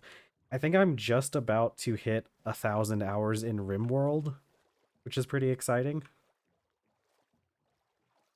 That's one of the games I play. Uh, I play it quite a bit when I'm not playing Minecraft. And RimWorld's one of those ones where I get like I'll start playing it for a while and I'll put like 100 hours or so into it and then not play for a while. I although I've been playing it a lot more because I have the Steam Deck and it actually plays pretty good on the Steam Deck. It's not perfect, but the trackpad that they have for like mouse controls is definitely good enough. It can be a little bit annoying trying to do like really precise stuff in the game using that trackpad, which I found with like a lot of other games because like another example is like Timberborn is another game that I really like. It's if you haven't heard of it, it's still in early access, I guess. But Timberborn is like it's just a colony simulator where you have beavers instead of people. And that one's pretty fun. And that one plays okay on the Steam Deck as well, but it kind of has the same issues with like having to use the trackpad a lot can get kind of annoying at times because like if you're constantly having to use it to like click on UI items, that's where it starts being a bit of an issue. Luckily, RimWorld doesn't have too big of an issue with that. And the controls for RimWorld in general are pretty good on Steam Deck. Just the way that they have it laid out, having one of the triggers act as a mouse click is pretty helpful even when you have the trackpad. I've seen other games that kind of feel like they decided not to do that because they think that like the trackpad is fine, but the issue with like using a trackpad is it's so sensitive that when you try to like tap on it to make a click, sometimes like then the cursor gets moved and you end up not being able to click on what you wanted to. So having like a trigger also bound to click is really helpful because then you can like use the mouse. You can oh wait, is this okay, it's rocks. I don't really care about rocks. I was hoping it was some kelp or something. We actually need that. Um but having a trigger bound to click is really helpful because then you can use the trackpad to like put the mouse over, put the cursor over what you want to click on, and then use the trigger to click. And it's also really good if you have to like do a lot of continuous clicking in the same spot. Um, like when I was like if I have to like start a new game on RimWorld and I have to like randomize the characters to see like if I can get a decent one. Um, it's it makes it easier because you can just hover the cursor over the randomize button and then just use the trigger to click and it doesn't really you don't run the risk of like messing things up. It did take me a while though to figure out some of the controls because there are some that are a little bit more like esoteric and um I'm not sure. I probably could like look them up the in the menu somewhere. But like one of the examples of a control that I really needed, I think this is our bay. Well, I really need to put an actual dock out here. But in so it's like RimWorld's one of those colony sims. Of course, you can like queue up actions. It took a while to figure out what the exact button was because like that's kind of harder to do on something that isn't a mouse, like a computer because like on a computer it's pretty intuitive. You just like press. Okay, those are our two olive trees. Okay, yeah, this is where we are. You just press shift and then like right click to queue up actions. But on the Steam Deck, there's like it uses one of the back buttons, and you have to like hold the back button. And like I think it has the left trigger bound to right click and the right trigger bound to left click. And so you have to like hold that button and then press the left trigger in order to queue up actions. And it's a little bit unintuitive, but once you get the hang of it, it starts becoming a lot better. It's still really annoying queuing up actions though, which really sucks because sometimes you want to like force your like the biggest issue is like if you get a blight on your crops in that game, you really have to like cut down the crops as soon as possible because the blight will spread to other crops. And the easiest way to do that really is to like queue up actions on all of the crops. But we're talking about like you probably have like 50 crops at a time that might be affected by blight. And so having to do that, like holding the back button and right clicking and making sure because if you don't get the right if you don't do it in the right order, something will get messed up. But other than that, I mean, like, other than like minor stuff, I was not expecting RimWorld to like run as well as it does on Steam Deck. So I'm just happy that it's pretty much it's about as good as you can hope for a game that's really only made for PC. I haven't tried some of the other ones though. I'd like to try something like Stellaris at some point, but I kind of know that Stellaris isn't going to run the way I want it to. You have to make so many clicks when you're playing that game. But I guess there's no point in not trying, so maybe I'll do it later. Okay. What we need steel and stuff. I need to melt iron. I need to melt a bunch of iron. I didn't even bring that much back with me. Do I have Let me check. If I open a vessel, this has been left open. Okay, that's good. We can't leave those open. Rats will show up. I think.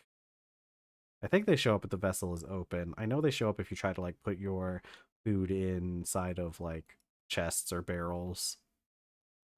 Okay, but it also meant that this wasn't getting preserved while we were gone. Gotta make sure you close the vessel. Okay, we need to what I really need to do is I need a hazardous material vessel, which we kind of sort of worked on that earlier because made a barrel of I made a barrel of gray dye. Yeah, I'm going to make a gray large vessel.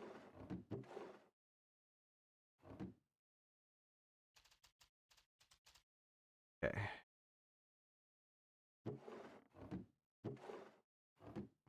And we're going to put that in our barrel here. And it's only going to take a minute. And we'll probably like fire that while we're cooking our iron because that's going to take up we're gonna be cooking at a higher heat anyways. Okay, let's dump a couple things. I need to get all this extra junk out of my inventory. All of these need to be put somewhere too. Meat needs to be cooked at some point. And then we have the one that had the cobalt in it. Yeah, that one. But we can make a little bit more leather too.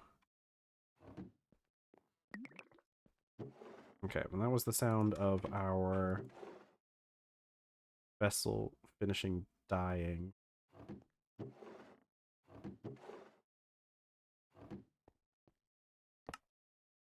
I really like the mechanic of like the liquid dye versus the physical item dye because it ends up like being so much better. It ends up like it's much more efficient. Okay, let's put up I'll put them over here. Put up these lemons. These guys have left like a month or two. Well, I guess here it's month is 14 days, so it's more than that. Okay. I'll put the meat up over here. We'll cook it later once we get around to cooking again. It'll last for 42 days in there, so it's not a huge rush or anything. And we're down to like our last bits of food. We just have the soup to eat. Okay, we're doing pretty good on most of our nutrition. Let's see.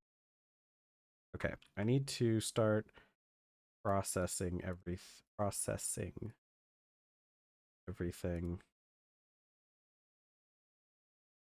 Okay, we'll put the rest up in this chest over here. We don't really care about the cobalt. Nickel we can deal with later. Where that stuff is. Do I have anything else that can go in here? Yeah. At some point, we're going to have to process out all of these ores. Main reason I'm waiting is so we can get some more of the Greg Tech stuff to get more items out of them. There's no real point in processing them early if we don't really have to. We're going to need to make the tin, though. At least some of it. We'll keep that on us. Like, darn it. Yeah.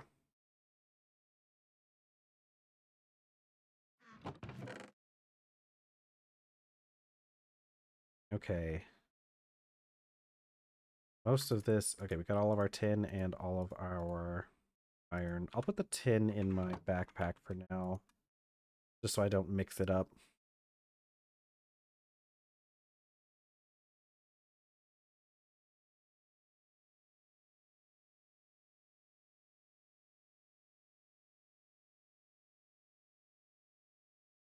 Oh, I needed more water. My throat's been kind of dry today. Okay, let's go process all of this iron stuff.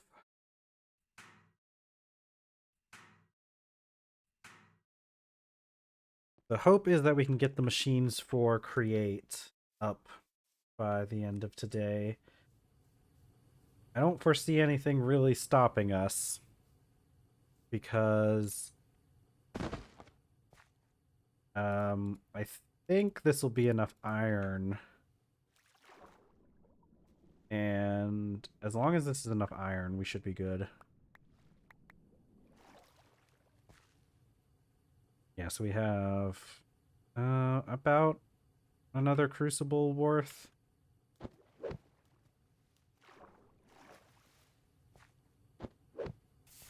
I know that back in that area where we found the nickel, there was a big deposit of pyrite that we really should go after.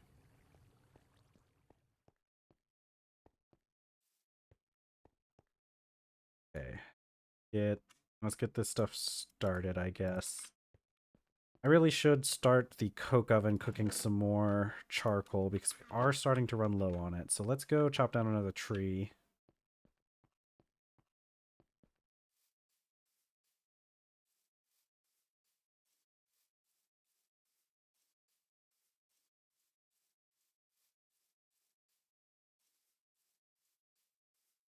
This one here will get us a good amount of logs. We're starting to run into the issue where we're not burning creosote fast enough, though. I guess we could make a high-pressure steam boiler at some point, but we really need to do it just for the quest because we're making machines and we're making progress in areas that where we're progressing past the point of our quests. I really wish that this mod pack had like the backwards what is it? Retroactive quests, because it kind of doesn't. You have to like do them in order or else you miss out on progressing. Maybe we do make a high pressure steam boiler first. Nah, not first.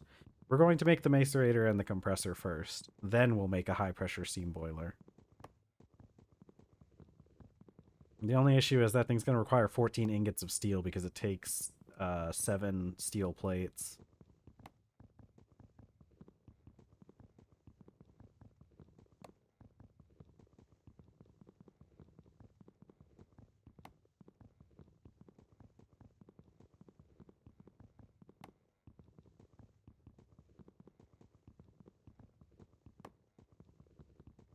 Couple more chops and we'll have 73 logs. That should keep the coke oven busy for a while. I wonder what it takes for us to make a hopper. I think we have to be in the low voltage age to make hoppers. But it would be nice if we had a hopper because we can like funnel logs into the coke oven with a hopper. Let me double check. Hopper, not hooper. This actually isn't that bad. A wrought iron gear, 5 wrought iron plates. Wrought iron gears are kind of hard to make. So maybe we'll wait a little bit on getting a hopper, but it's not nearly as bad as I thought it was going to be.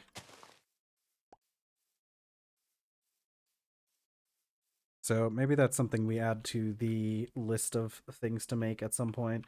Because if we can have like a hopper filling the coke oven, then we'll be able to put even more logs into it, and it'll be even more automatic. We'll have to spend a lot less time filling it. Although, like I said, it's a little bit full of creosote right now. I might bucket out some of that. Actually, you know what? I'm going to do that right now. I'm going to take these 2 barrels that we have over here. I'm going to fill those with creosote. Because I do want to make the planks with these at some point. Yeah, okay. So that'll keep us going. I want to make some treated planks, and that's what I want to use for the roof in this area. I want to have treated plank slabs going across as the roof. I think they look pretty cool.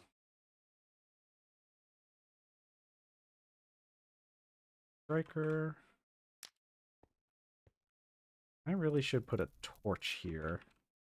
Right there.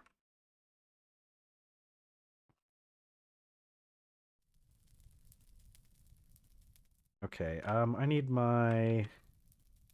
those up. I need my ingot molds. I'm gonna need to make more of them soon.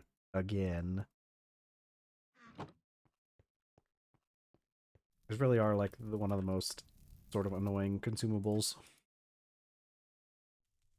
Because they sometimes you'll go a really long time without breaking any molds, and then you'll just go on a streak of like breaking molds, and it's like, come on, why'd I go like hours, like 20 hours without breaking a single mold, and then all of a sudden I break like 3 in a row.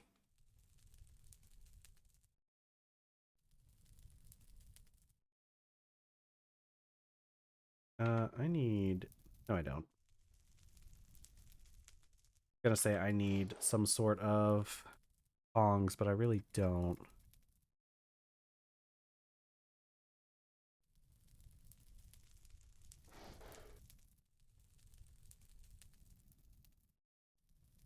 Okay, let's see how much we can get out of this. We're probably gonna do another 24 batch of wrought iron, and then maybe make the rest into steel.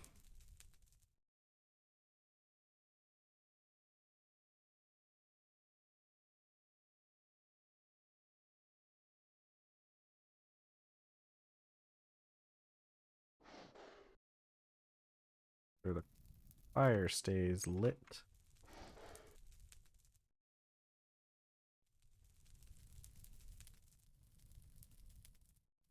Okay, and then I can fire my vessel while I'm here.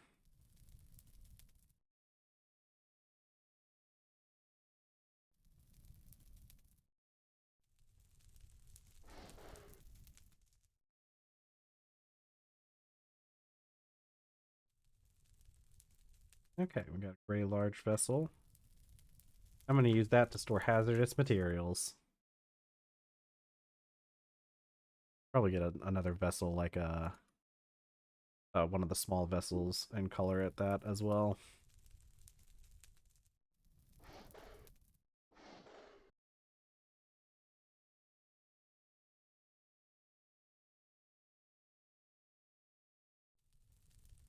Okay, so I don't know. We'll probably end up with another like 16 or so ingots. A little bit more than 16, I think.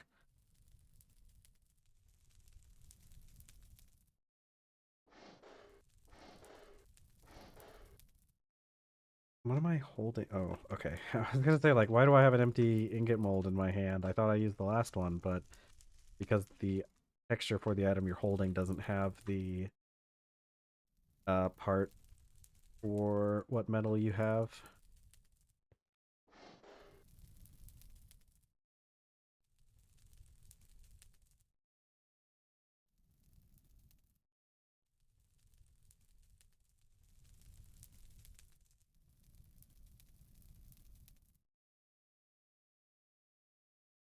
Okay, so that's about 10 more ingots in here.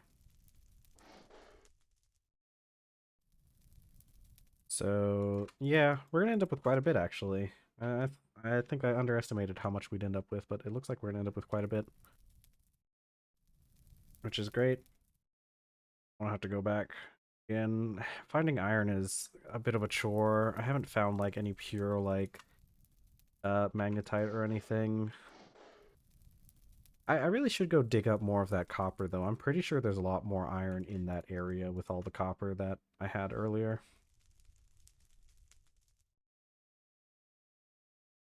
And at least that's one thing. I mean, it's kind of annoying because I'm going specifically for iron, but I can't find, like, just iron. But luckily, iron spawns around basically everything else. Or all the majorly important ones.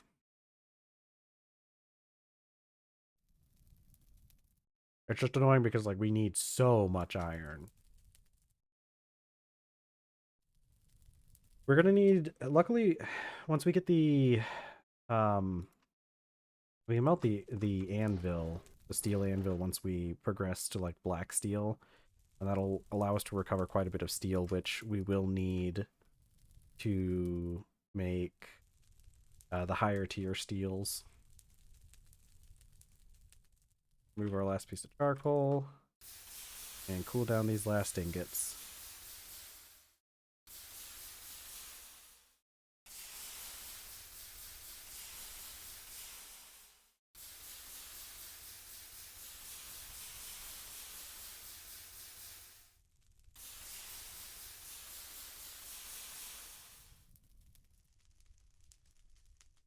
Our overflow one. Oh yeah, we're gonna end up with way more than I was thinking we would.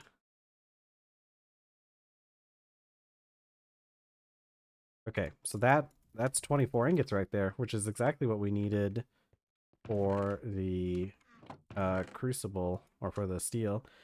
Yeah, I'd say we're doing pretty good. The only thing that I need is more iron, but that's kind of just all the time, so I guess we can't really say we're losing there. We got a lot of cool stuff. I got nickel now, so I should be able to make it to black steel and then red steel pretty quickly. 24. We'll do this batch of wrought iron, and like I said, we'll take whatever we have and turn it into steel. We are going to need to go get more iron, though. How much clay have I eaten? Unfortunately, we have not eaten any clay yet.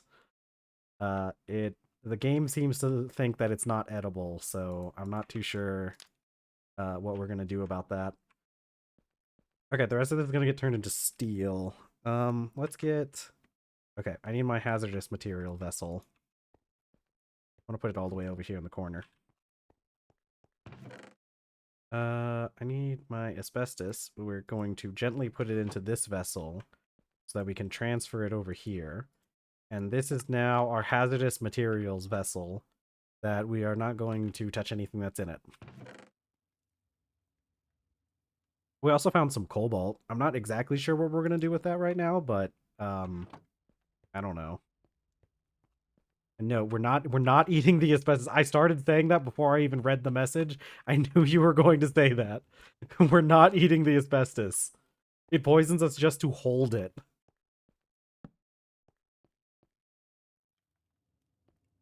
Okay, I need flux. There we go.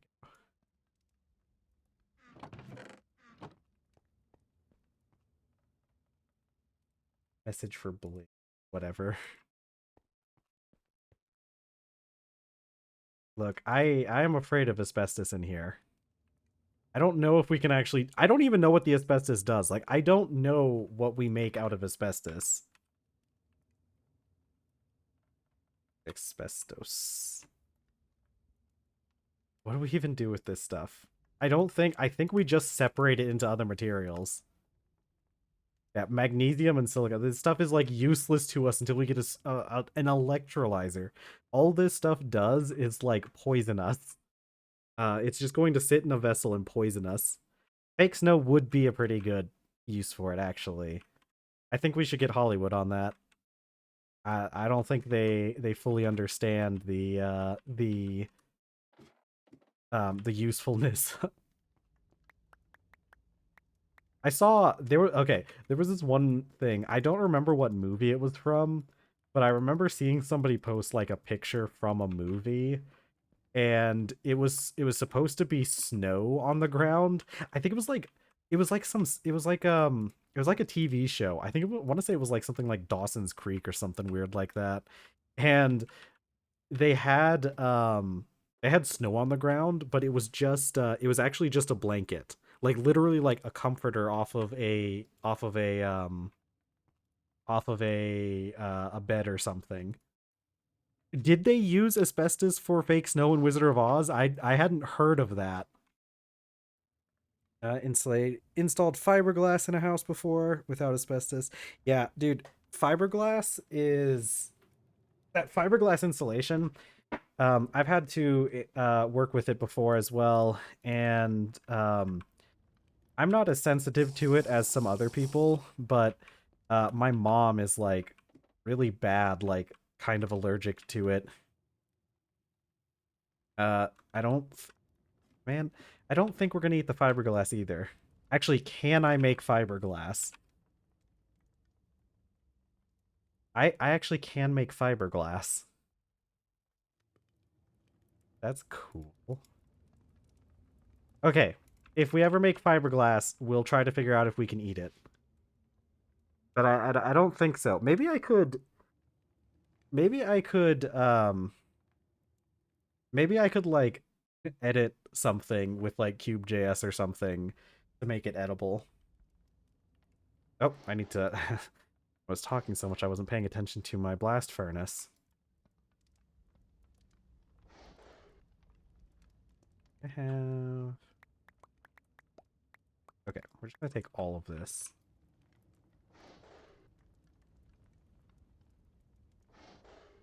Look, I don't know what to tell you. Like the game seems to think that things like fiberglass and asbestos isn't edible. I'm sure once we get bricks of rubber, those will also be inedible. All right, how long does this stuff take?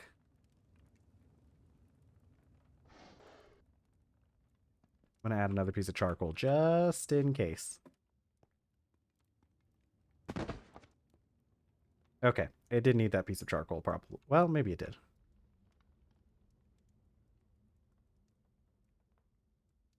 Look, I'm telling you, I like the game. It's not in the. They didn't write it in the code. I know it's a big oversight in on the part of Greg Tech that things like rubber and asbestos aren't edible, but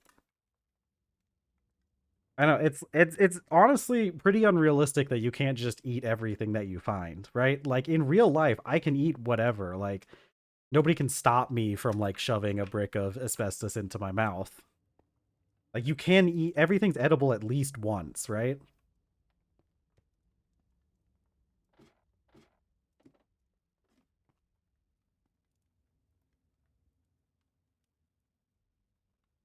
Okay, one.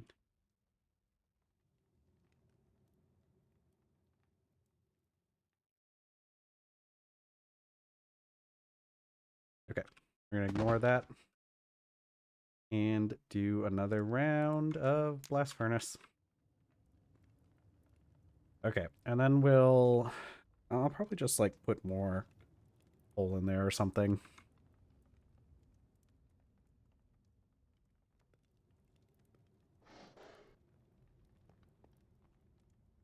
Okay, once this stuff is done, we'll have time to work on other stuff like the barn and the greenhouse because we're going to have our forge hammer taking care of a lot of this stuff.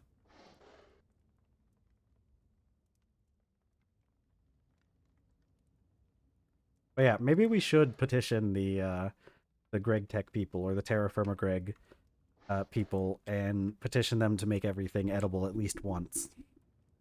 like like just take a whole like steel ingot and just crunch on it.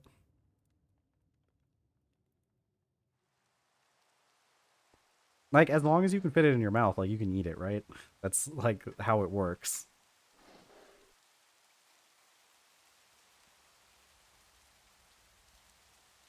I'm gonna go drop more stuff. Right, like how are you supposed to know what you can and can't eat if you don't like try it first?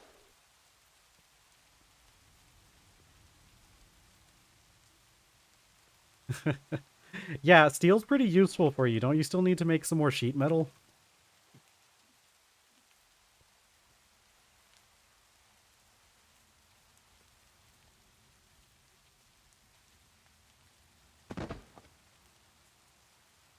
Okay, good. We got more of this going.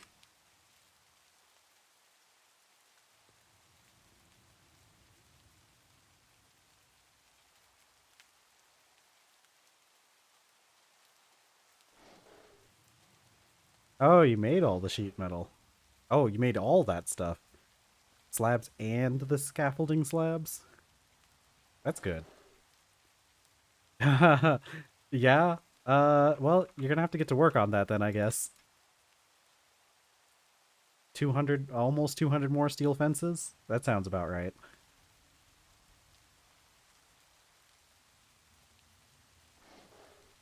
We're gonna end up with quite a bit of steel at the end of this. We're making steel here. Going pretty good for us. Luckily, most of this pack only needs steel. We were going to make black steel and red steel eventually, just for like tools and stuff. We don't really need it for like progression. No, you cannot have my steel. This isn't anywhere near enough steel in the first place, so we still need more steel after this.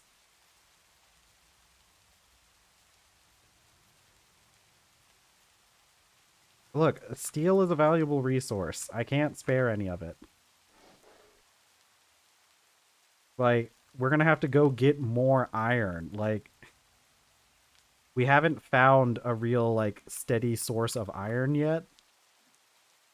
So we're kind of just, like, surviving by, like, whatever iron we can scrape off of the walls from the rest of the mines. Right, we're like rats, like going into the tunnels where going into like the copper mines and scraping as much iron as we can get off of the walls. If you gave me iron, maybe.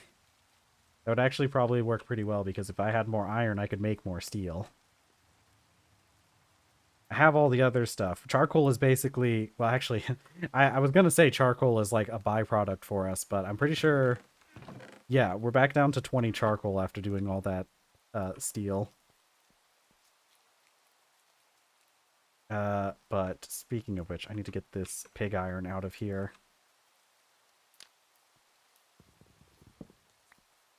What I really need is leather, though. I guess I could slaughter some of my animals, but I'm not going to do that. And we're not slaughtering the animals, not yet. They still make me wool. We're going to get those pineapples going soon. Oh my god, if we can even get like a fraction of the pineapples that we have growing, we're going to be good on like all sorts of fruit and leather. Like we're probably going to be like pineapples are going to be our number one export at some point. We're going to be making pineapple jam. And that's pretty much it because I think that's kind of all we can do with the pineapples, aside from turning them into leather and just eating them.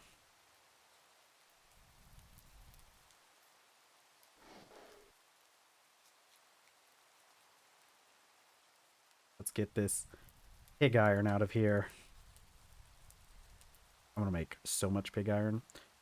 Got a purification chamber. That's nice. I'm not exactly sure what our next step for making make one wrought iron for every 10 chunks of iron. That's I mean, that sounds like a good ratio. I don't know. That actually sounds terrible. I'm glad that the one thing I'm glad about this mod pack is that the ore that you mine up will get you pretty close to a single ingot for each one. It's one of the only blessings of this pack is not using the TerrafirmaCraft ore grading system.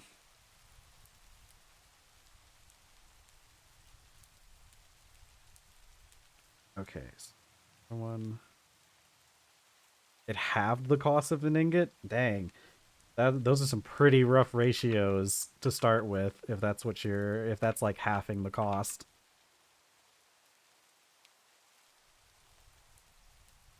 Yeah, my only issue is like finding the iron really.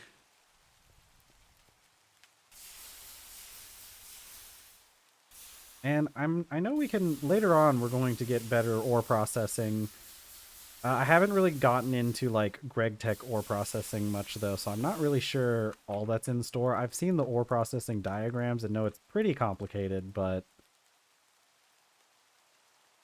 takes 20 chunks of iron for one ingot. Yeah. Yeah, those are pretty bad returns. That's the like I said, that's the one good thing about this mod pack is that you don't really spend as much of your time mining as you do in like other Terra Firma Craft packs because you end up with pretty good ratios. I hear spiders in the basement. We ignore them. Okay. How's this place going? Pretty good. Okay, let's get the forge hammer working.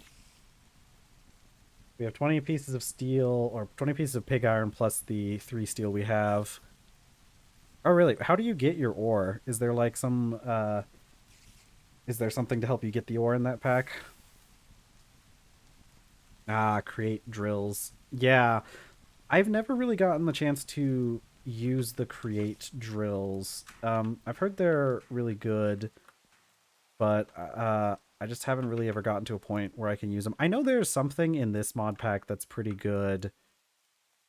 Um, where is it? I think it's in the low voltage age, which we're nowhere close to getting, but maybe it's in heck. Um, blur mixer? No, we need the medium. Okay, I'm gonna look it up. I know I can make a miner of some sort. Yeah, the basic miner is low voltage age. Uh, I've heard these things aren't. Well, it does say starts as 17 by 17 area. I thought this was smaller, or I thought the area was smaller. But yeah, we have access to like the Greg Tech miners. The only issue would be like getting electricity out to some of them. Uh, yeah. But this stuff just mines out stuff below the miner. I'm pretty sure it goes all the way down. So let's see, drills everything in its path in a whole chunk. Do we have something like that in here? Chunk. Oh, I guess we. Okay, we have Ooh, what are these? Ore processing, ore prospectors, scans ore in a 3 chunk radius. That's cool. The create machine. Is that in base create? Or are you talking about like yeah, I think I know what you mean. Where it drills everything in its path. Yeah. Um we could do something like that with a create machine. That wouldn't be the worst idea. That probably would be a pretty good idea. Yeah, we could make some kind of chunk eating machine using create. We're about to enter into the part where we get create as well. What does it even take for us to make drills? And rolling. Okay, they're not list. Why are they not listed in the quest? Yeah, because uh we can make these fairly easily. These aren't like actually too terrible. The drill heads, I'm going to assume. Ooh, actually, drill heads are kind of expensive. Yeah, that's crazy. Hold on. Let's see. Forge drill heads. Oh, we can make them out of like copper. That's probably the best thing because I don't think that the if you're using them to make the create drills, the mechanical drills, I don't think it matters what kind of metal you use because it's just going to make the same mechanical drill. So these drill heads would just be if you're using them to make like a tool. So we could use whatever we have the most of. We have quite a bit of copper, but it still takes 4 steel plates for each drill head, and you need 3 of them for each mechanical drill. So that's definitely an option we could make at some point. I think the Greg Tech miners are probably going to be good for a while because I'm not sure exactly how they work. I think they just like pull up ores that are beneath them. I kind of forgot that we had those things in this pack. So something like that would be a good thing to invest in once we get into the low voltage age. It's got to be around here somewhere. Lathe, bender, polarizer. Yeah, there's a lot of machines we unlock in the low voltage age. Why does it not have a section for miners? Electric blast furnace. Okay. Well, we'll deal with all that stuff later. Yeah, I think we get batteries that we can use to power those drills too.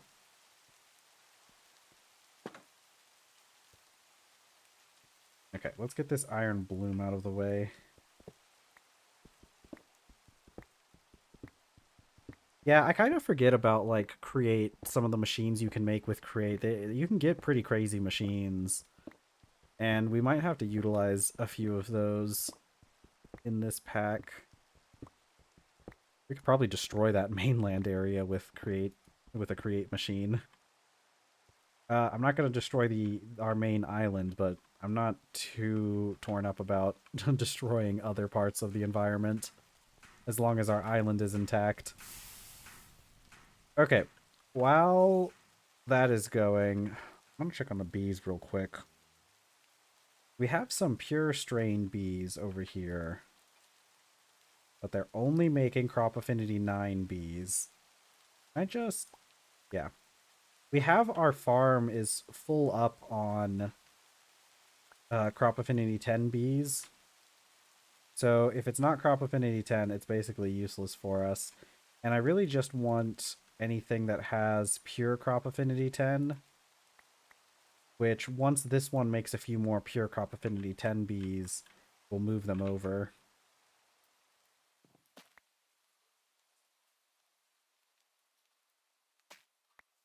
Oh, I need to make more clothes. It's gonna get hot. It's like late summer? Yeah, it's August right now. Actually, it's about to turn fall. Autumn. Okay, let's get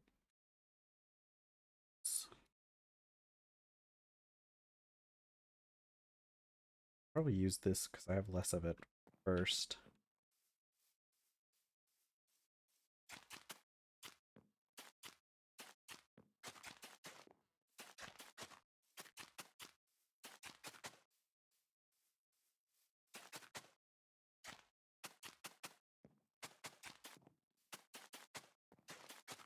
Okay. I should be able to use the lemons that we got.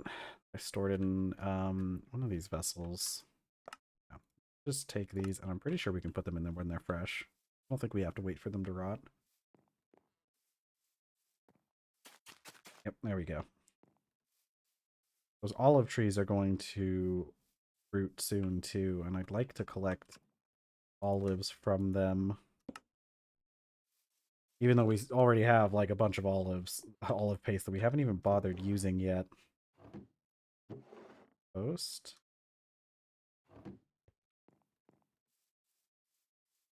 Okay, our sugarcane farm's doing good. We need to harvest that sugarcane and process it before it gets like winter. Okay. Let's work on, I want to make an area out here that's like a barn for the animals where we can put like the ones that need to be fed.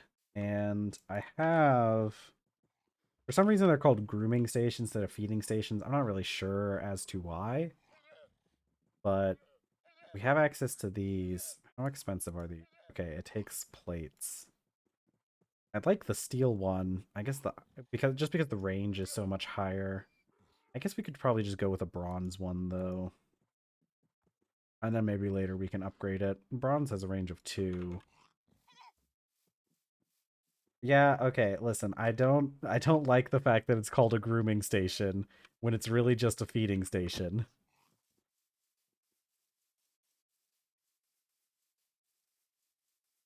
But that's just what whoever made the add-on decided to call them. I need what do I need? I need Ooh, I have a plan. Okay. Let's take these and make waddle. I'm going to need more waddle for some stuff later anyways. Okay, I'm gonna lay out. Dirt is what I needed though.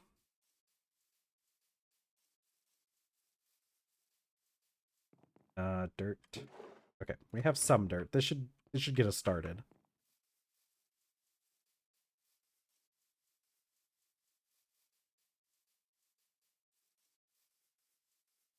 Okay. Let's put maybe right around here. How big does this area need to be? Let's make it. Let's make it. This is 5, but we're going to not count the edges.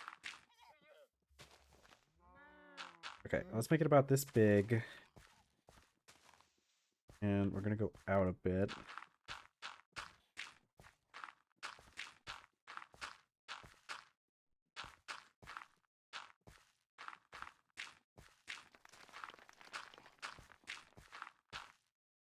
Okay, let's dig up a little bit more dirt from over here. I should use up this shovel at some point. Because we have a steel shovel to replace it with.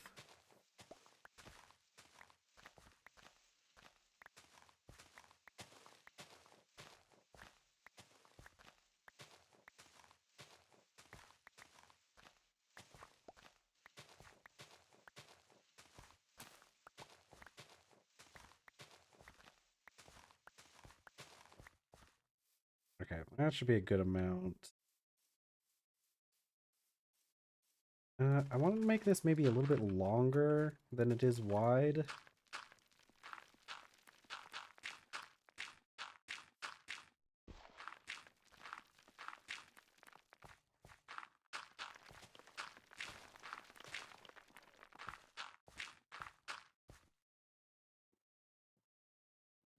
Let's count how many this is. 9, 10. If I put the entrance like starting here. Okay, so let's put bottle there. Okay, and I'm going to do a little bit of an entrance there. I should have done... You know what? We're actually going to do... because having the door be 2x2 is probably better. Just because then we can have the 2-door section. Yeah, because we have 2 wide, and that way we can fit more animals through. So if we make it like even in this direction, And then we give them a little bit more space out here. Okay. Yeah, let's go grab sticks, and I need fences as well.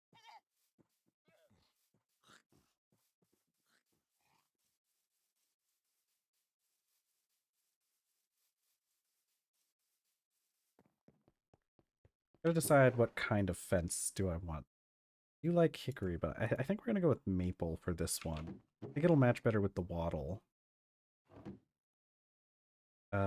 And I'll need more of my maple lumber. I'm just gonna turn the rest of this maple lumber into fences. I guess, as much as I can. I should make another 4 of these. Okay, so that'll give us enough to start with. I need to make some doors too. I figure out what kind of door to put on this place.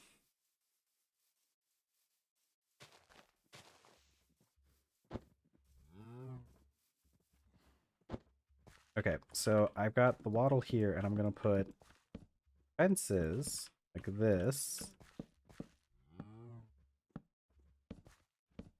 gonna end up going up at least 2.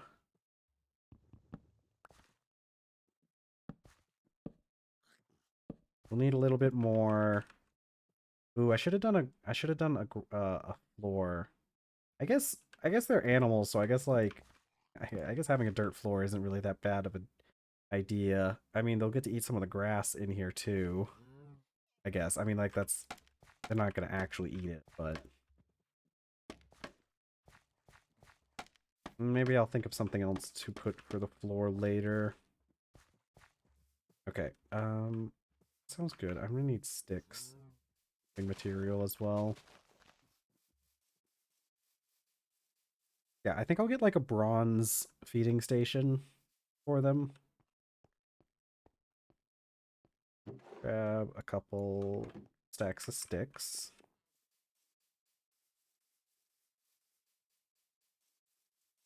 I can chop down one of these maple trees over here to make some more fence posts. Okay, so let's fill these in. Actually, do I need the corners? I like doing it without the corners. So we're going to get rid of these corners.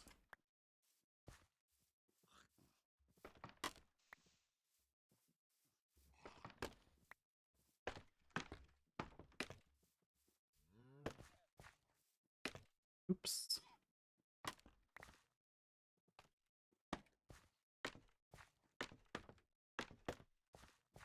Okay, and you can see the fence posts are connecting to the wattle area. Okay, so let's cut down a tree.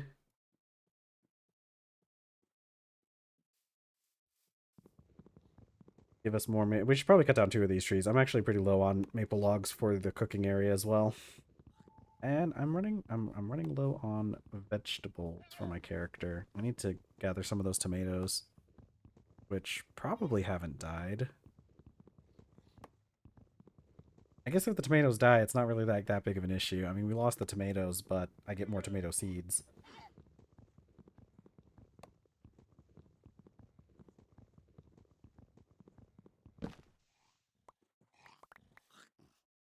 Okay. Go. Okay. Let's go make the rest of these. We only need to make like 1 more set of fences, so it shouldn't be too hard. I do need water for my character.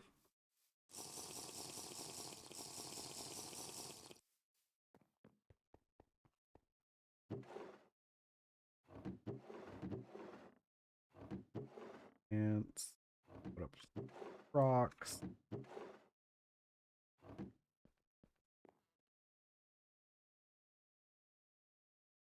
Okay, this should actually be exactly enough to make the fence posts we need. All right, we're gonna grab some daub. Yeah, this should be plenty daub. And then we're going to grab some roofing material. We're gonna need more roofing material. take some of these oak planks that we have. And you know what? I'm taking these palm slabs and cutting them back into planks.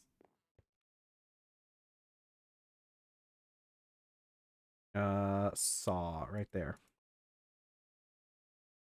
Because we need these to make more roofing material.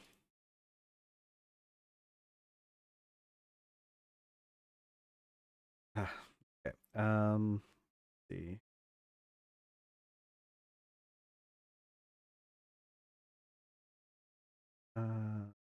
Make a couple more of these stair slabs. I'm going to turn the rest of these into just normal slabs. We're very quickly using up all of our inventory space. Probably because of all the other junk we have in here. Do I have my... I don't have my scaffold on me. I'll grab some more scaffolding. I like to keep scaffolding in my inventory because it's so useful when you're building. And you never know when you're going to need a little bit of scaffolding.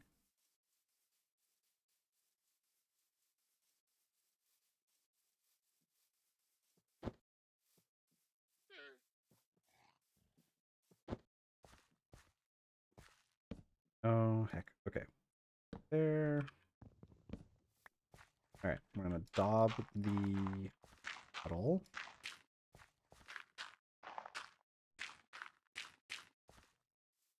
Okay, and then let's get some scaffolding so I can go up a bit.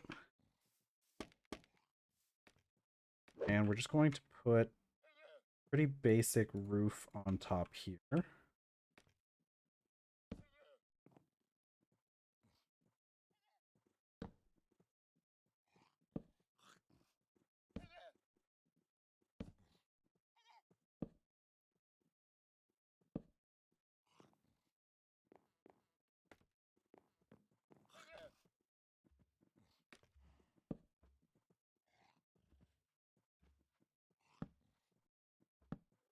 We're probably just going to put thatch on this roof, I think. Okay, and I'm going to leave the top with like this kind of slot in it. So like we're going to place it like this. Should probably put more wattle there. This way it doesn't look weird with the roof. We're going to leave... We'll probably leave the... Oops. We'll probably leave the fencing the way it is, though.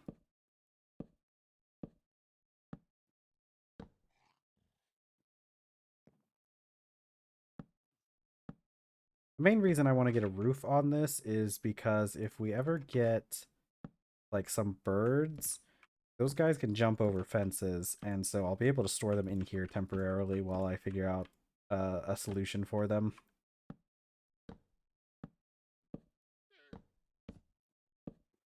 The only issue is we can't put wattle, like, in a section by itself. Like, we can't, like, have it floating. It needs to be supported.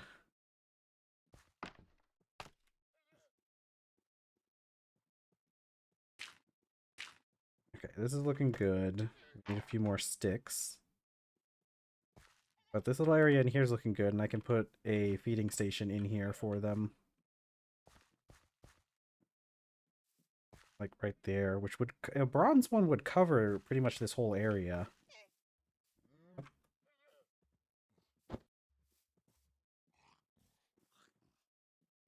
Okay, how good... How is this look?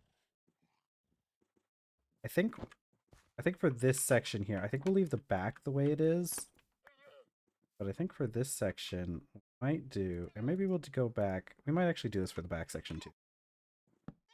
Oops. I want to have it... This.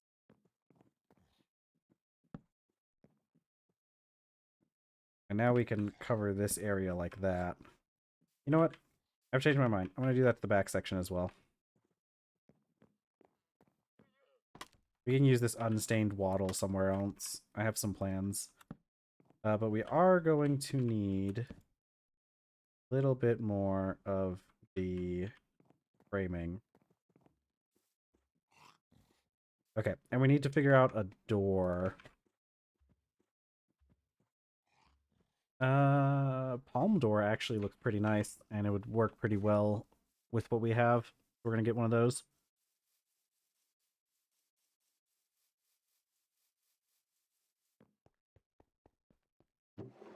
Okay, we'll grab our palm fences. I'm gonna need more of that. I have plenty of palm lumber, 2 doors. I guess I'll put the wattle in here with the wood stuff. This is kind of like a wood and like building area.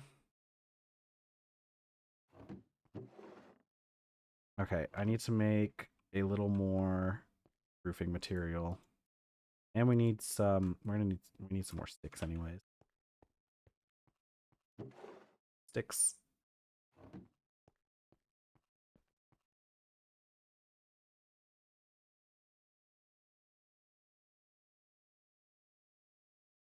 Okay, so this should be enough. Yeah, now we got stairs. We're gonna make a palm door, 2 of them. Luckily, this is one of the few instances where making 2 doors with this recipe actually benefits us, because half the time I just have to put a door somewhere, like on the floor, so that it doesn't take up space, because they don't fit in chests. I need thatch. Well, not thatch, straw. The thatch is like the blocks, but straw is just the normal item.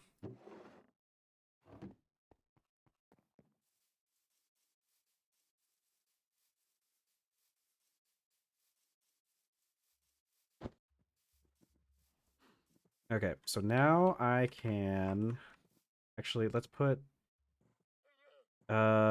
these palm fences going to connect here and here. And we're gonna have our doors to keep the animals that we assign in here inside. Yeah, you can go in. Iron drill is almost empty, producing too much copper. Yeah, that I know that feeling. Another iron drill close to the second drill. Do I move it or let this drill run dry? Um, I guess it depends. I don't know. Personally, I like letting the machines run out, like the drills run out before moving them. But if you really need the iron, it's worth moving it. Okay, let's get... I jumped over the fence. I need to put the roofing on. Because, like, what if you need the copper later? Which is, like, probably not a big... You might be better off just moving it in that instance.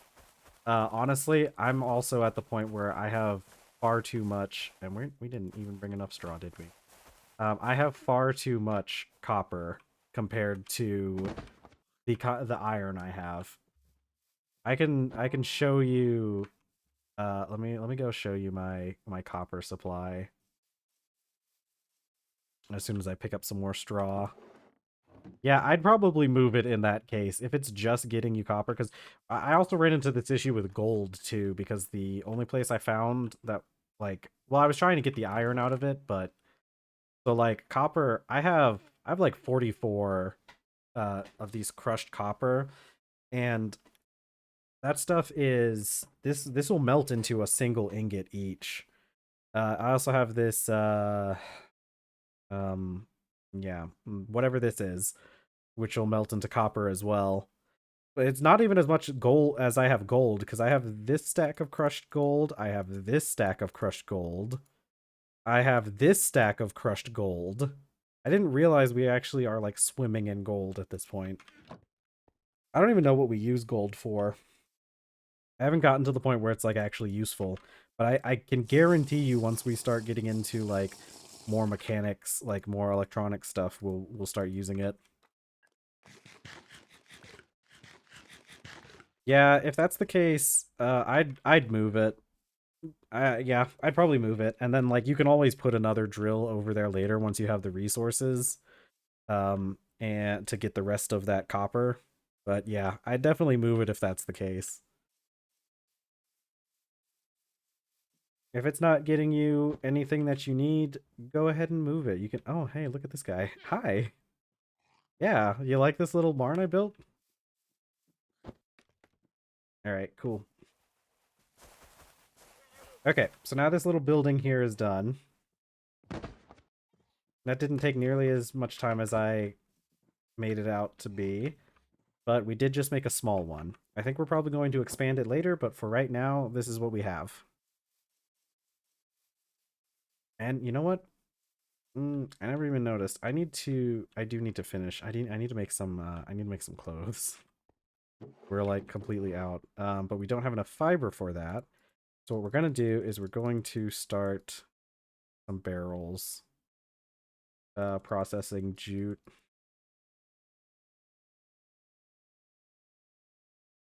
We should be good for now. Let's put up some of this other stuff now that we're done working on that.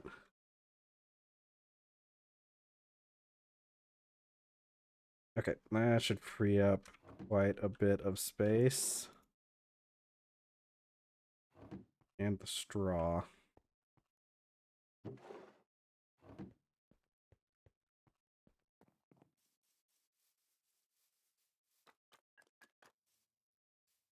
Okay. What? Okay. Oh, I thought it was like increasing because look, it's like it looked like it went up. I was trying to figure out why is this barrel increasing the amount of water it has in it, but it's not. I thought those barrels would be I thought these barrels would be more filled. Do I have No, I filled these ones with creosote. You know what? There might be a barrel over here that I left filled with water.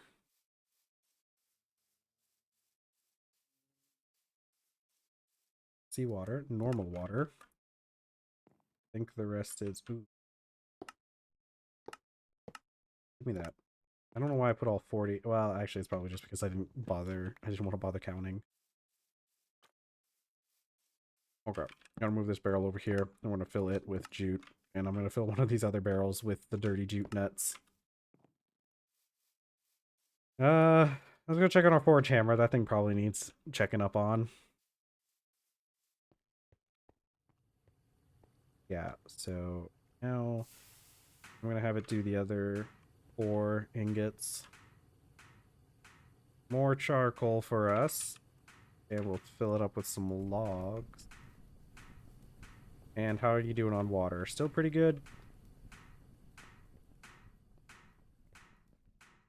Okay. What do we do? What do we do next? What do we got?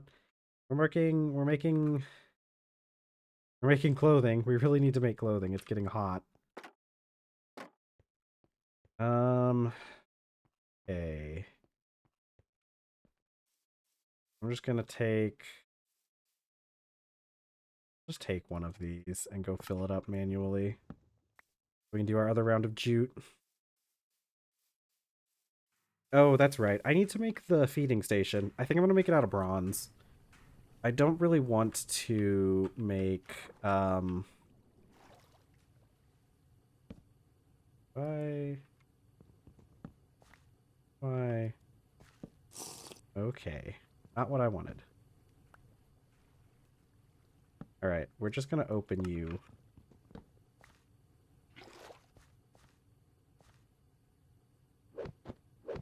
Cool, welcome back.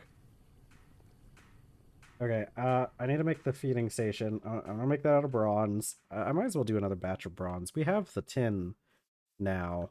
Oh, I should cook up my tin. Because we do need that to make those machines, now that I'm thinking about it. How much bronze do we have? This is brass. This is bronze. Okay, let's make up another couple rounds of tin. I do need... So for all of these, let's take into account all of these. So it's 2 for that one, 2 for that one, and 5 for this one. So we need 9. So let's do liquid iron.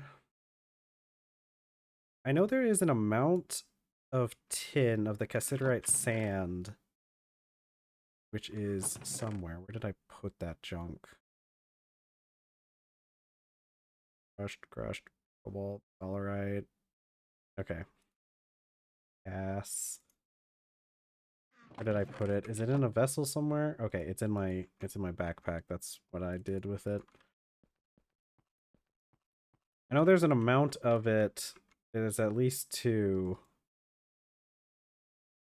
Hold on, let me okay, wait, hold on. Let me look up the purified it's this. Cassiterite sand 216.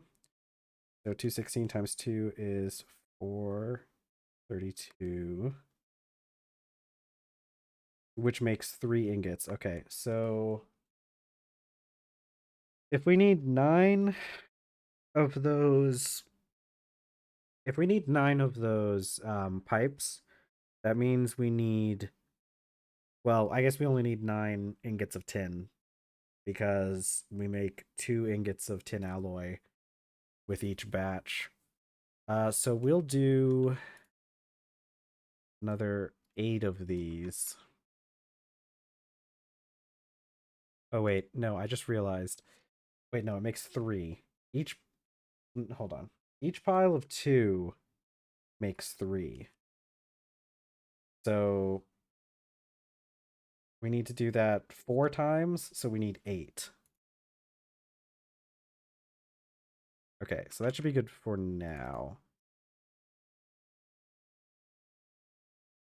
Yeah, because we end up making a lot of bronze with just a single ingot of tin.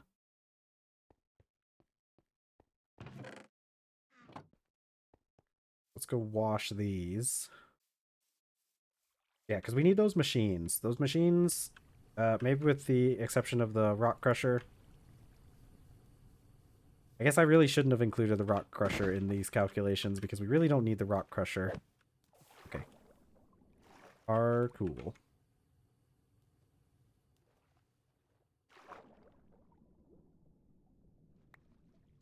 Oh, where's the other one? There it is.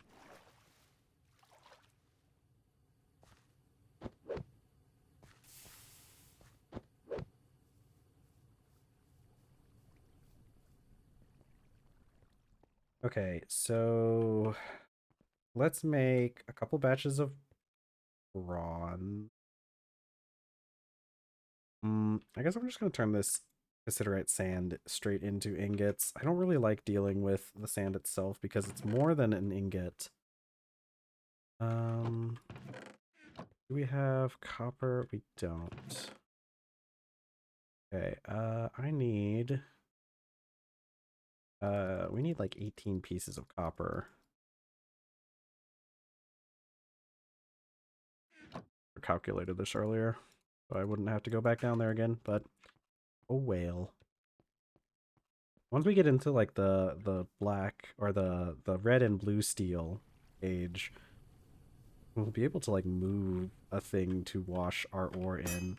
I guess we could do that already. You know, it doesn't necessarily wait, no. I don't think we can place any source blocks of any of the stuff because we can't place source blocks with a wooden bucket. Where's my other copper? There it is.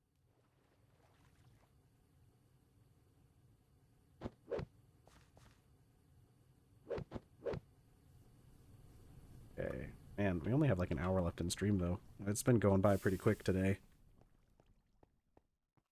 I've been having so much to do in this game at all times. Oh, you know what?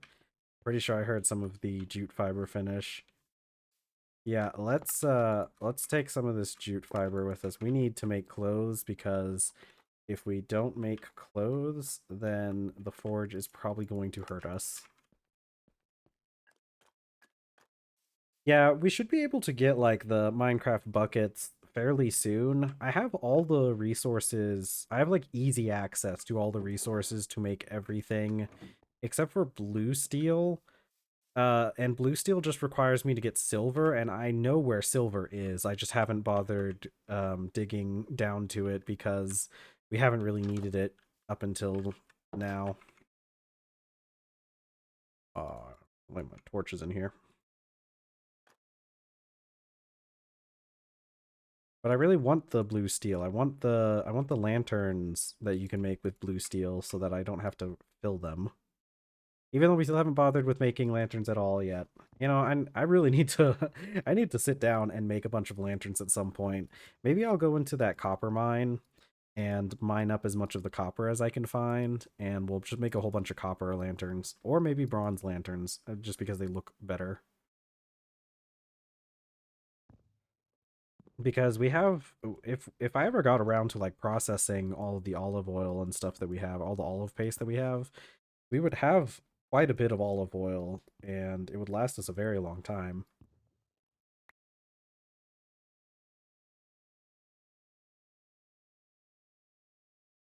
Okay, it's what, like 24 pieces of material for a full suit of armor in base Minecraft? Because it's like, what, 8 plus 4 brings us up to 12. 7 plus 5 is another 12. Yeah. We need 24 pieces of this burlap. I think one of the things I'm going to do once I get to the point where I can make deployers from Create is see if they can automate the loom. I think they can, but I'm not 100% sure.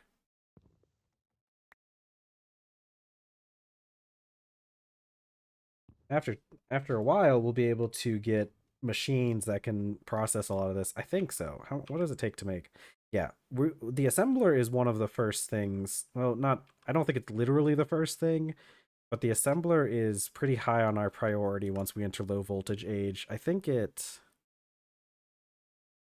This is so it's a little bit further. It's a little bit into low voltage age, but getting the assembler would be very helpful for us. It makes a lot of these things, we end up not having to do them if we get an assembler.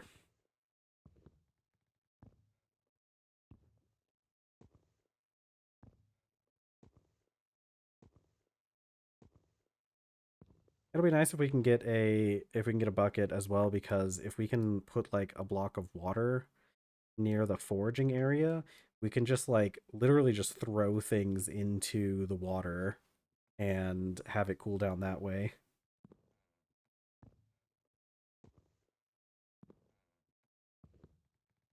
Which the great thing is that if we do that, um we'll have enough to, or the thing is, like, you can put more than one item in there as opposed to just having one item in a barrel at a time. On top of the, I need to make more jute, and this is the issue. It takes 12 pieces of jute fiber to make a single bolt of burlap. Single bolt of burlap cloth. It's a good thing we only have to do this like once a year though, because our clothes will last about a year. Since they don't get as decayed during like the winter when they don't have to protect us from heat as often. Yeah, I'm gonna need to make another round of jute. This is only gonna get me to 13 pieces of cloth.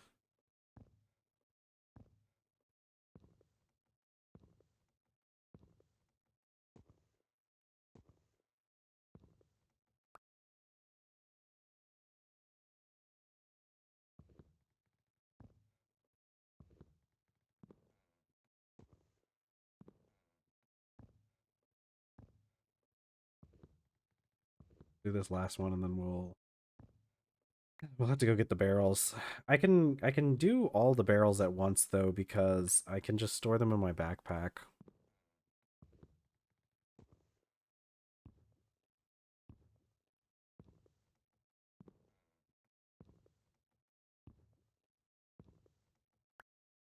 Okay.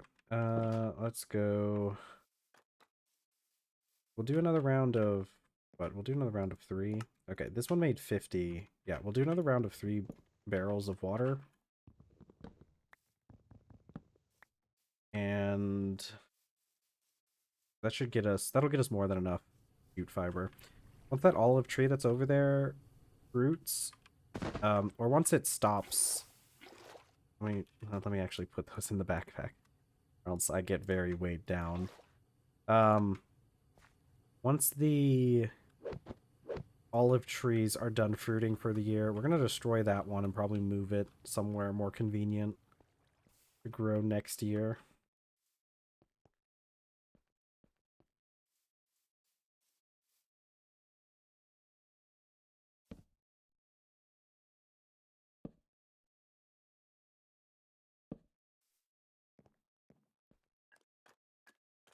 I think maybe later we'll end up moving those water buckets like back behind this warehouse. Would probably be a good place for them.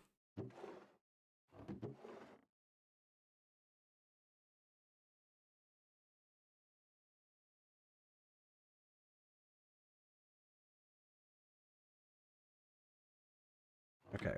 While this is processing, we'll go grab we'll continue making the jute that we already have, the fibers.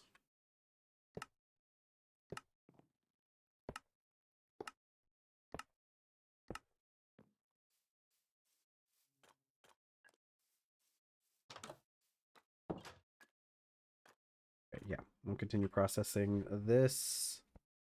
I think this will get us like 4 more.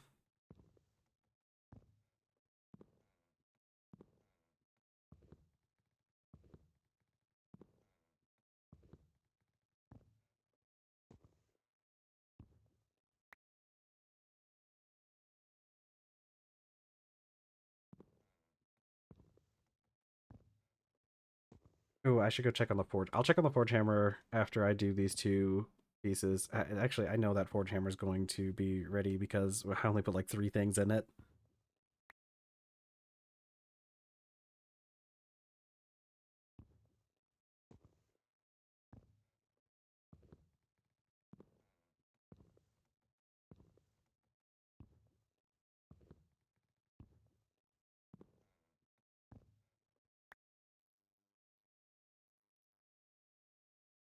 Okay, so this will get us 17. Yeah, we're gonna have plenty by the end of this. Once we get the other batch of jute done.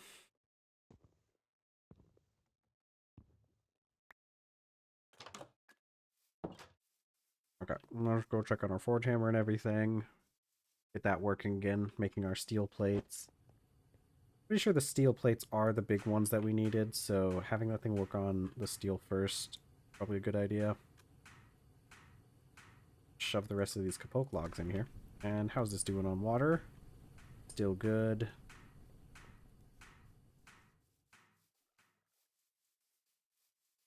How much time you got left? 6 minutes. It's gonna be quite a bit of time. It's getting very hot out here.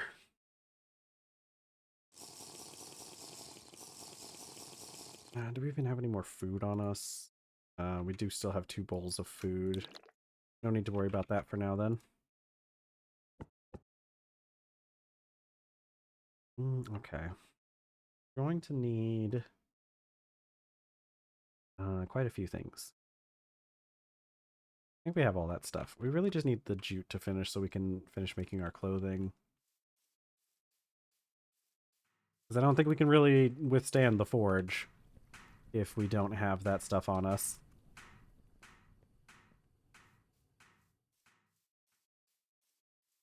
Okay. Bees are buzzing. Compost is composting. I guess I could go harvest the field. Does need it. Where's my... There it is. I should make a scythe at some point, too.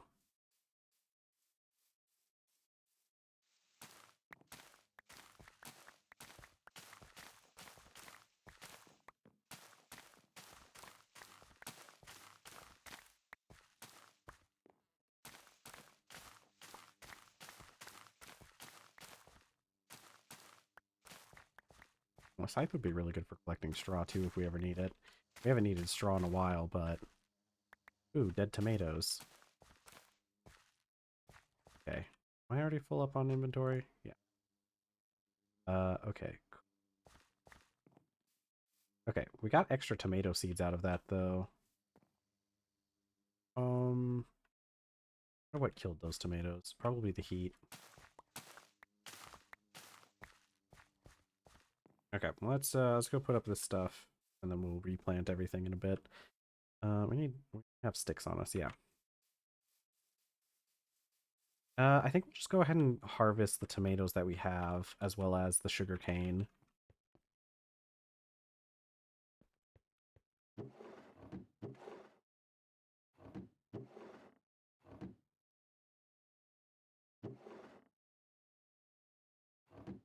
What else?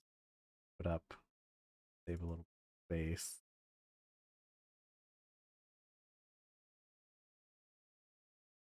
That there, put that up. Oh, there we go. Yeah, red steel is also going to be really useful for us because that's what we use to upgrade our backpack, and having an upgraded backpack would be nice. I don't know how many rows it adds, probably just one, but still better than what we have.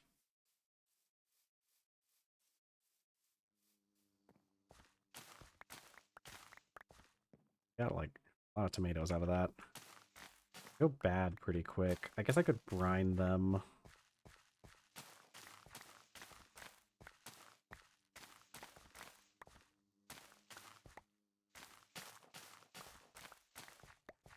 We're gonna have to process this sugar cane though. I don't think we're going to plant more sugar cane. This is a lot of sugar cane. Too much to fit in my inventory, actually. That is a lot of... That is way more sugar cane than I was intending.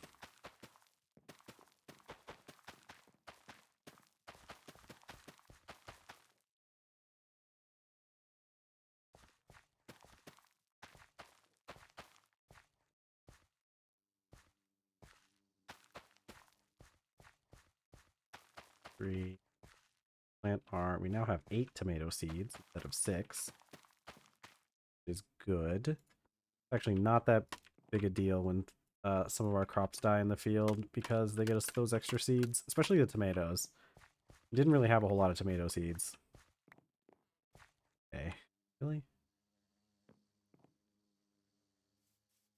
Jeez, that's a lot of sugar cane. We're gonna have to spend a lot of time at the corn processing that stuff. I feel like we ended up with way more sugarcane seeds than we had to begin with.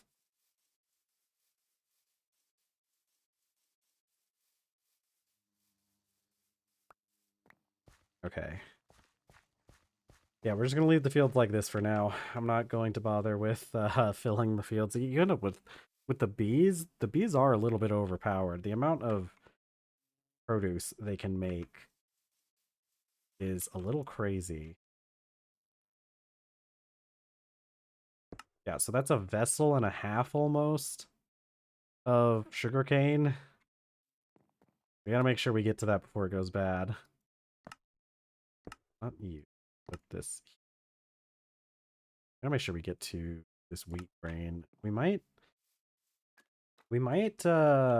spend some time processing all of the wheat that we have into alcohol, maybe.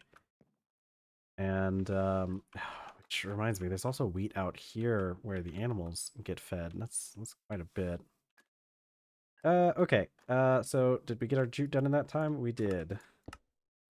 We're gonna leave these open so they can refill.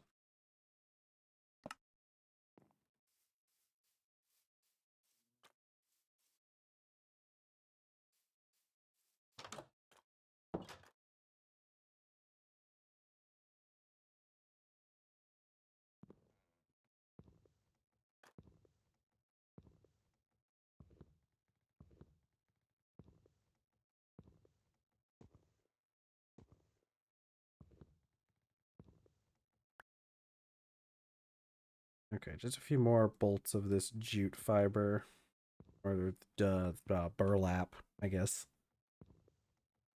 What I'm really excited for is eventually we'll be able to start making string out of like plastics, and we'll be able to get silk clothing, which does a better job at protecting you from the heat. But it's not really viable to make silk clothing right now because it takes about as much string as it does jute fiber. It might actually take more. I think it's 16 per bolt of silk cloth. And you need the same amount.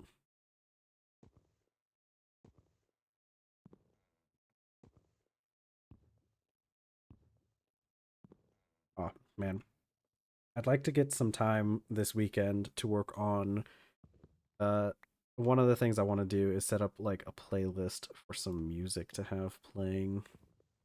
And I'm thinking one of the things I'd like to do is I've got kind of like a list of things that I want for the stream itself. Things uh like screens and like settings and whatnot. And once I get all of those set up to where we have a little bit better production value for this stream, I'd like to maybe I'm thinking, and this is something we could do maybe um every so often, like when we hit goals and stuff with the stream. I'm thinking maybe doing like a Saturday stream and doing like a really long one. Like we're talking like an 8-hour stream. If I do that, I probably wouldn't stream on like Monday. I think Monday is one of my slowest days. So I'd probably like for that week, I would take the day off on Monday, and then on like Saturday, we would have a big like uh 8-hour stream. I think that would be fun.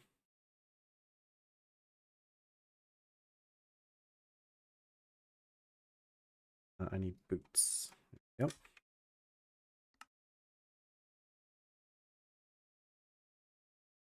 Yeah, that's what I'm thinking. Having like, I think it would be fun. It would be a lot, but the thing is, I don't stream on Saturday, so I don't really get any of that audience of people that like watch streams on Saturdays. And I'd like to cover as much time as possible to get as many people potentially, and then if I can get some people that um join the stream during that, maybe they'll join during the weekend later or during the weekday later. That's why I'm saying like take off the Monday and then do an 8-hour stream on a Saturday. And why I want to get some extra stuff done before we do that, because I would definitely need to take breaks in between there. Um, and so I'd need things like AFK screens and music set up so that people have something to listen to when I have to take my breaks. Might even do something in between for like a lunch thing. I don't know. Maybe we look into. There's a lot of things I can do. Haven't it's in the early planning stages. I doubt that we'll end up with a stream like that for we probably won't even end up with it for like another month or so. Okay, I need to like I need to brine it. 125 per. So a bucket does 8, so we need at least 3 buckets of brine. Don't have.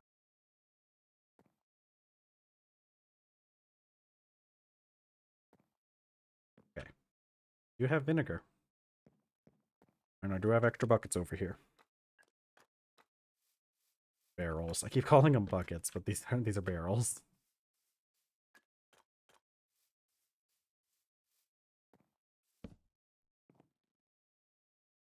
How do I make brine? I think it's like, yeah, it's 9 millibuckets of seawater for each bucket of vinegar. Let me go grab a jug.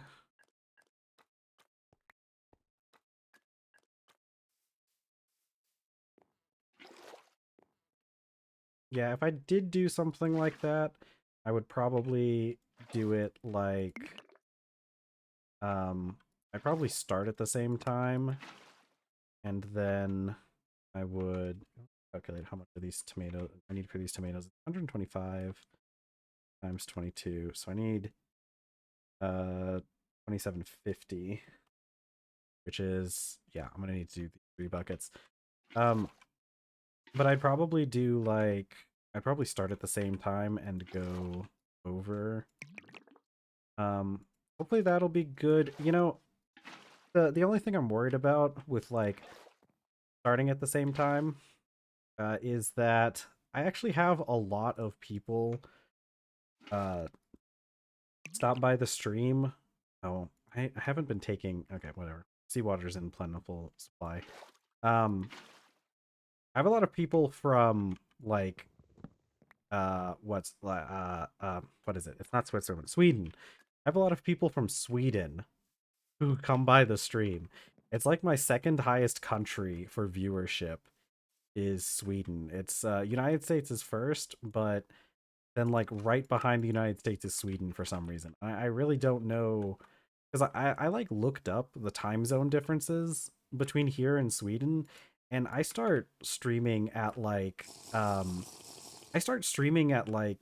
10 o'clock for that, or is it like it's either 8 or 10. Like people who are joining from Sweden are like going to bed watching my stream, which is like really wild. But yeah, my second highest viewership is from Sweden. I don't know if like any of the regulars that show up are from Sweden, but like according to my Twitch analytics, the second highest demographic of people that come to my stream are from Sweden. And I like it's really cool, but I don't really understand why. Um I was talking to a friend about it the other day, and like a lot of people my friend said it's because a lot of people um from Sweden just like things like TerrafirmaCraft and Greg Tech. But that's so sad. Your pressure chamber burst. Does that have pneumaticraft in it? Is that what it is, or is it from like Greg Tech or something? Oh, you're from Sweden. That would explain a lot of the Sweden viewership, to be honest. Um, that's cool. I didn't know you were from Sweden. I kind of figured that that's what people were doing, like people from Sweden, because it has to be pretty late for you guys over there. And I really do like the idea of people watching my streams to wind down and go to sleep. I think that's like one of the big like I feel like streaming is like if you're going to watch a live stream, um, then like I feel like the best time to watch live streams is when you're like winding down to go to bed and everything. Mm. Yeah, I've played with Pneumaticraft a little bit. I remember when Pneumaticraft was like kind of first made because Pneumaticraft I remember like the lore of Pneumaticraft, and it was made at a game jam, if I remember correctly. It was like, and it like won a game jam or something, and it was really simple at first, and they kind of expanded on it from there. Um, and the crazy thing, I remember Pneumaticraft having those those stupid plants that would take over your entire server. But yeah, it is pretty dangerous. If you mess up those pressure chambers, they will explode and they will take out a good chunk of your base if you're not careful, depending on how much pressure you built up in them. It's a really cool system. I'm glad they got rid of the plants. Like, I don't know if anybody's played Pneumaticraft like in the the earlier versions of Pneumaticraft, but they had these stupid plants. They had like a whole bunch of different ones, and they all had some kind of like crazy mechanic for how they like reproduced. And there was this one plant that had like some mechanic where like it would take the what is it? It mimicked like you know how like some plants have the like dandelions and stuff have like those seeds that get dispersed through the air a lot. It tried to like mimic that. So like every so often these plants would like shoot a seed up in the air and it would like helicopter fly down to somewhere else so that it could grow. And you would just end up with so many of those stupid things all over the place. They were like really invasive. So, but that was I'm glad they moved away from that plant system. Okay, I've got my cloth. I need to get this thing started on. Yeah, you need to start on this iron bloom.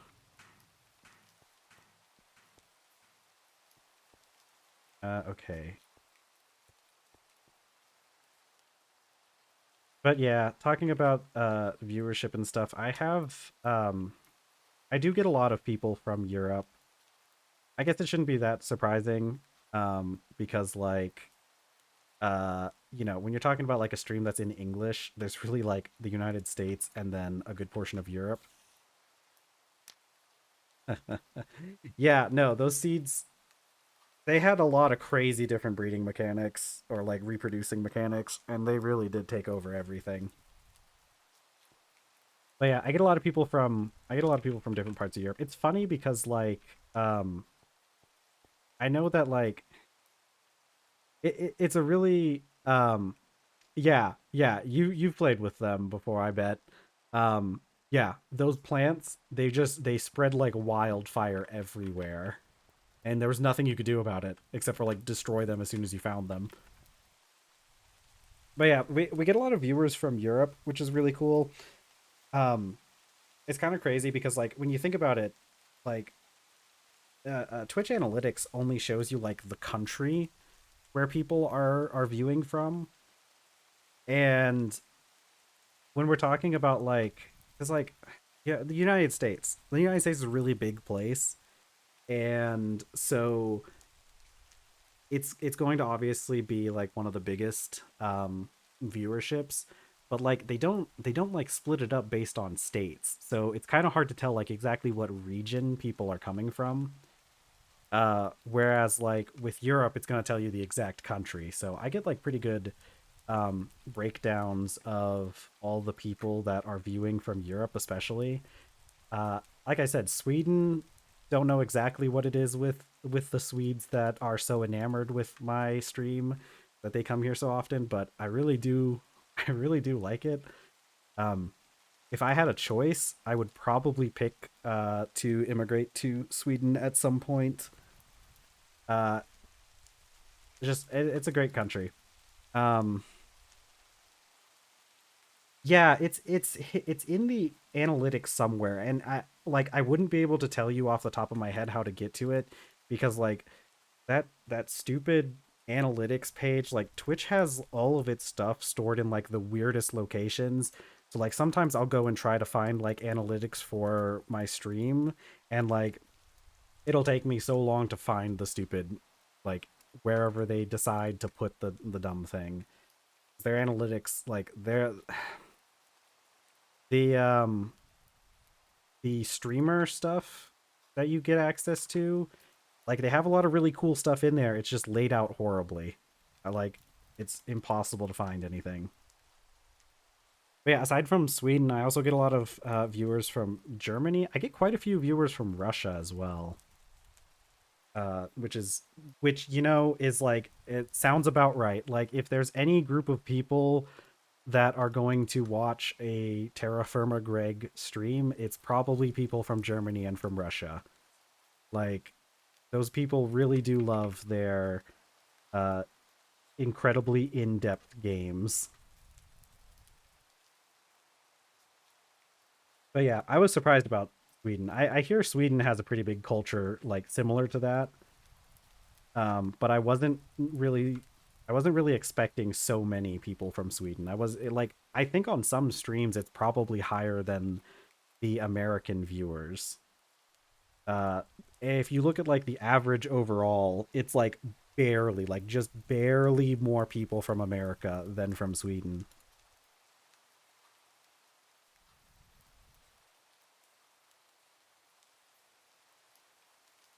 Yeah, I'm glad we can all come together over insanely realistic video games.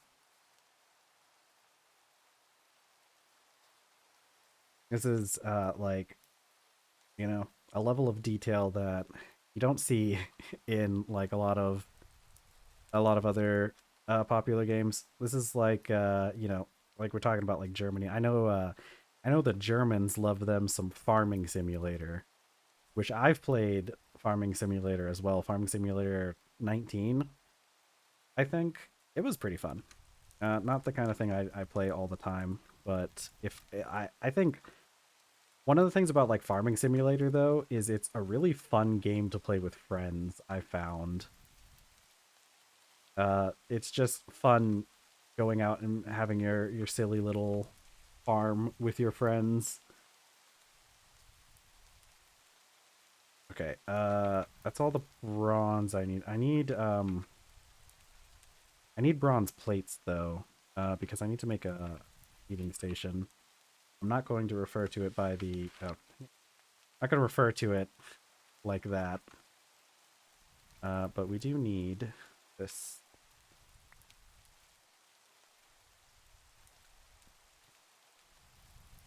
Okay, hammer time.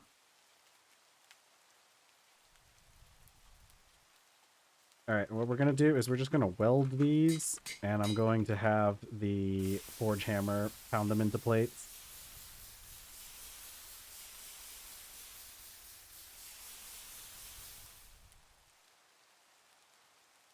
Just hope I don't melt the bronze I have here. Bronze, like, heats up so quickly.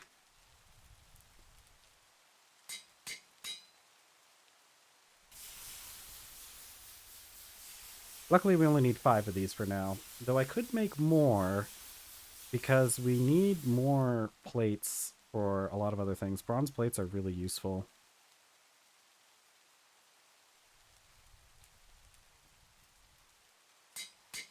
Okay. Uh, let's see. One person from Russia, one from Canada, and probably one for the US. Yeah, that's a pretty fun spread of people. I don't think I really get any viewers from Canada, now that I think about it. I don't remember seeing anything in my analytics about any Canadians.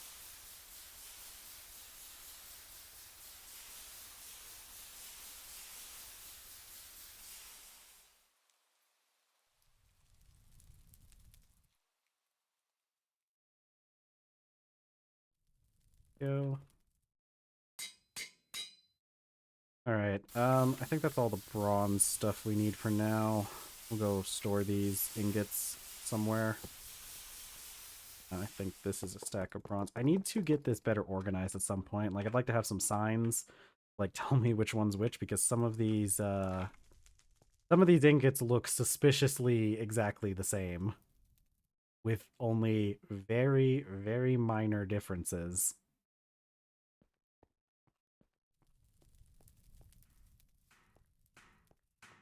Boy, oh boy. Okay, I'm gonna take this out so I can get the plates done. The plates only take like 11 seconds.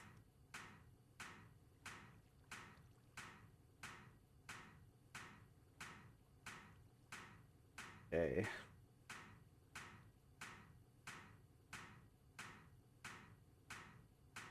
Let's see. They actually finds my channel. Go into small. End up joining my stream when I stream. Yeah, that is definitely one way to get viewers. I've taken the brute force approach to finding viewers, which is just stream constantly, and people will filter in eventually.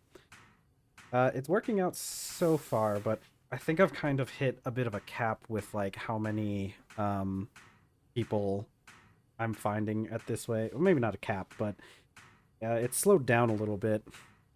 So I'm probably going to have to start doing some stuff to like actually promote myself and get more viewers that way. And there's a rainbow added in by one of my add-ons I have. But yeah, the growth of the channel has been pretty good so far, though. I mean, this is only like what, my third? Yeah, this will be my third week streaming because we're about to hit 60 hours in this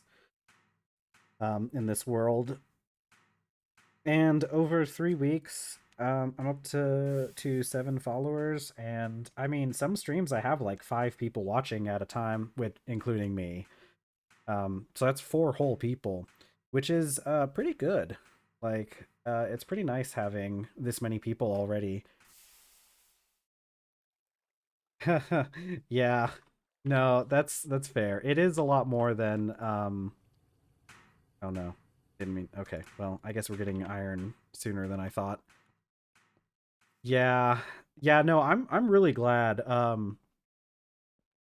There is a person in here that shows up to pretty much every one of my streams, and It is insane to me. It's really crazy that I managed to gain such a big fan so quickly. And I'm very appreciative of them showing up to like literally every stream. Um, so I did get lucky in having a really big fan that shows up to every stream. So I do average. I think on most streams I average closer to 2 people per stream. Uh, um. Okay. Yeah. Um. But yeah, I average it's close to 2 people per stream, but some streams I average more than 2 people a stream, which is really great because I think like one of the things for affiliate is averaging 3 people per stream, and we're working our way up there.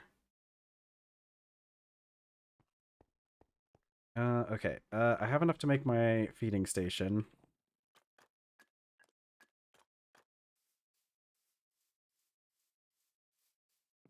Okay. Let's see. Model. Yeah, we're doing pretty good with our stream. Uh, Having 7 people in 3 weeks is a little bit insane when you think about it. A lot of people don't have as much growth, so I am very thankful to everybody who shows up to the streams because I know that I mean, I don't know, man. It's crazy to me to think about that. Like people actually want to come and like watch these streams. I mostly started this so that I could well, because I was I was already doing this for free anyways. Like I was already playing TerrafirmaGreg constantly, and I figured if I'm going to be playing a game like as much as I do with TerrafirmaGreg, I might as well do it for other people because then, you know, it's well, it's a lot less lonely, let's be honest. Like I haven't been like in the mood for playing like real like multiplayer games a lot, but playing constantly can get a little bit a wee bit lonely. Oh, okay. This okay. Let's go. Watch this. I can pick up these guys. I can pick up the alpacas, the baby ones. One of the add-ons that I added to this mod pack was carry on, and I set it up so that I can pick up babies of any animals. And it makes doing stuff like this a lot easier. Okay, yeah, you just walk right in there. I do need to one of these adults out here needs to have their familiarity raised as well though.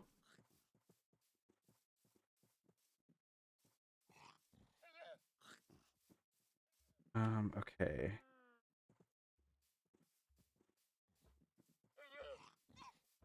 Okay.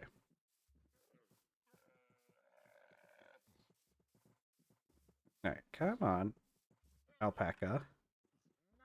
I don't like how this attaches to his face. All right, we got to get this guy in here, and then we can get the rest of the babies. No, no, no. We don't need you. You can stay out. Okay. All right. All right, alpacas, stay. You need to go in here. Nope, nope. Get in there. All right, any of them that have been sheared don't need to go in. All right, I think that's all the baby alpacas. One of these cows need to go into eating chamber. The I didn't think about it before I said that, but that sounds a lot more ominous than I intended.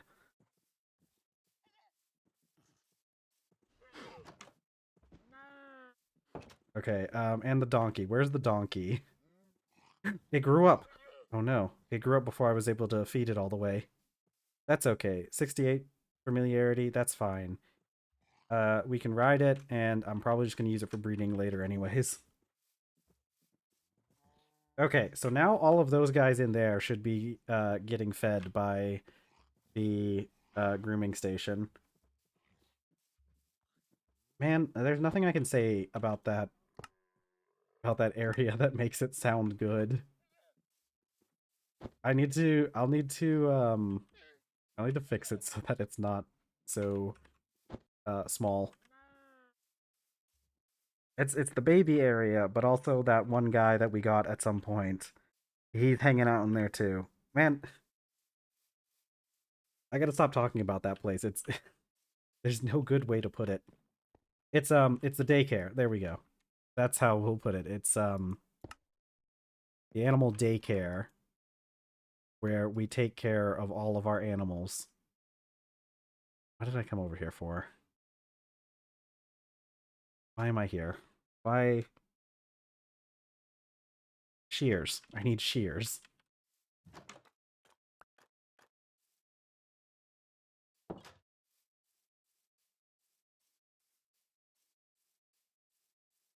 Okay. All right, we're gonna shear all of these guys out here.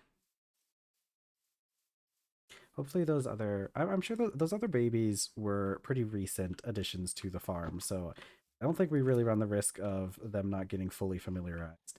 The donkey not getting fully familiarized is probably fine because it doesn't produce any resources aside from, like, I guess meat if we ever decided to slaughter it, but we're probably not going to do that. I actually haven't slaughtered any of my farm animals yet, and I'm not looking forward to it. I've grown attached to them. 14 balls of wool. I'm gonna check on these guys in here. All right, please don't come out the door. Okay. I'm gonna put more in there. I'm gonna put up the sword. I shouldn't be intimidating them like that. Okay, yeah, they're all eating from the little feeding trough. All right, listen. Okay, stay. Stay. No, no, go away from the door. Nope. Okay, good. Realistically, it's only the adult one that's an issue if he gets out because I can't just pick him up and put him back in the pen. The baby ones are small enough I can just pick them up. It's fine. They're babies. What are they gonna do about it?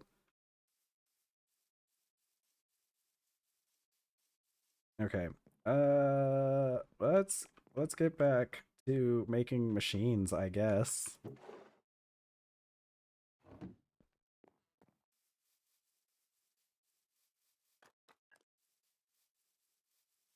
Okay. Let's go. This thing's still hammering away. Okay, it's almost done though.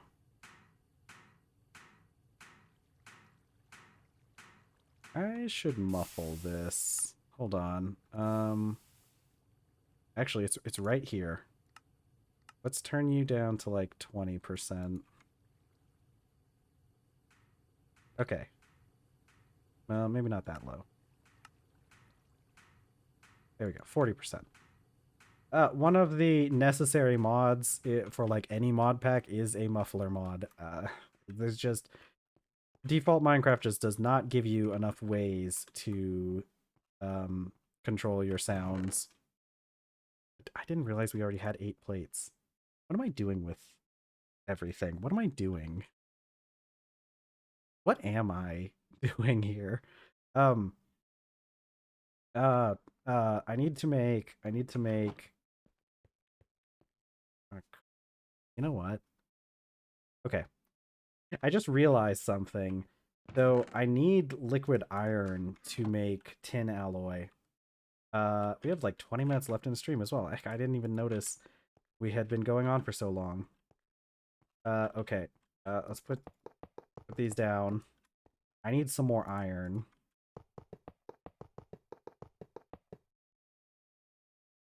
These down. Let's put up all our stuff. I'm gonna go gather more iron. I'm gonna go down to the copper mine and try to gather more iron. I didn't realize that it probably would have been a better idea if we had just left it the way it was, or not left it the way it was, but like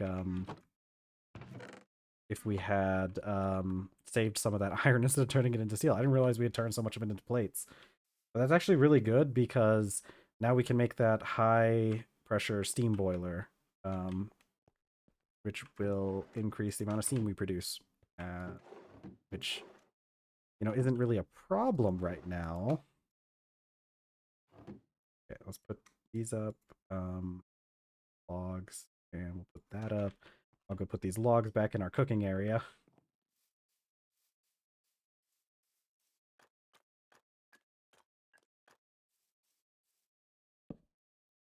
Okay, we're gonna go back down to the copper mines. I did realize, like, I was talking about how much copper we had earlier, but honestly, we don't have a whole lot of copper that we've dug up. It's just there's so much copper in that copper mine that I haven't really been bothering with, like, paying attention to how much copper we have. Okay, back down to the mines again.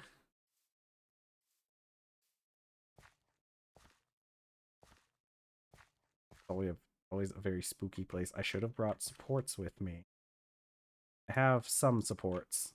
I tend to always keep a few supports on me just because I very often forget to bring supports with me.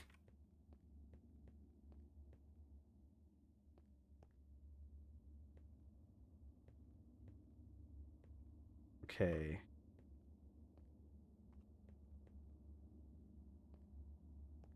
Let's see. What we really need to do, I think that pyrite that we found next to the nickel, I think we need to go and collect that at some point. Because I think that's going to be our best source of iron and pyrite. Actually, you know what? I bet it's another copper vein like this.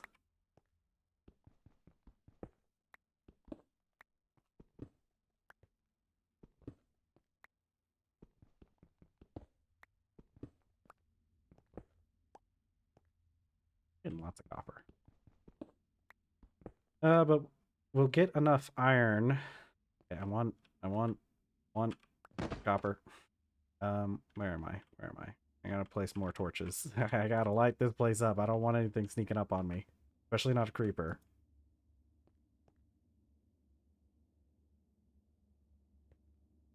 Nope. Up here. Okay,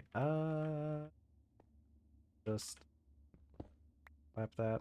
I'm pretty sure. Well, I think that block is supported, but the one I just mined wasn't.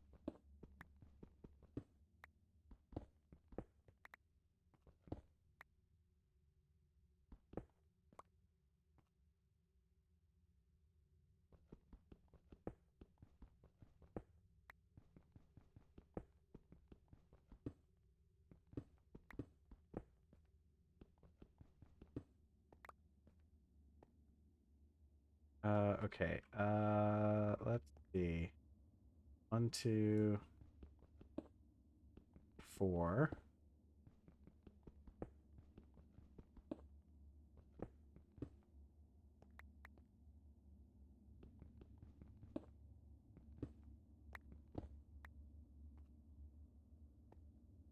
I do also need to clear out this section.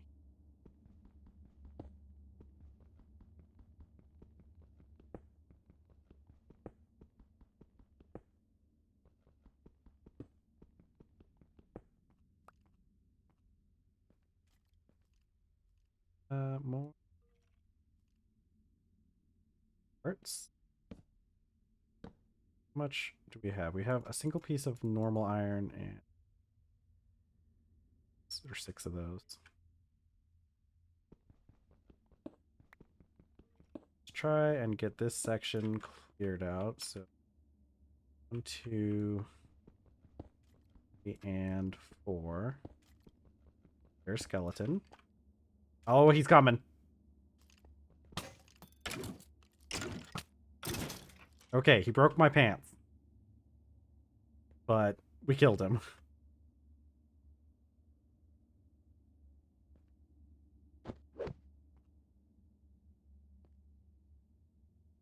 Eight, 4.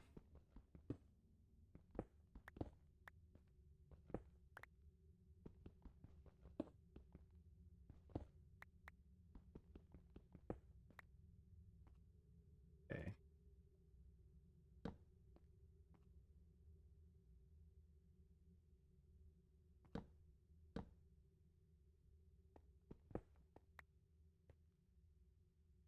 I can't believe that skeleton rolled up on us. That was pretty funny. Um, Luckily, with all the armor we have, skeletons aren't nearly as big of a risk as they were previously. We're actually pretty secure most of the time. As long as we don't get, like, overwhelmed, then we tend to be pretty good.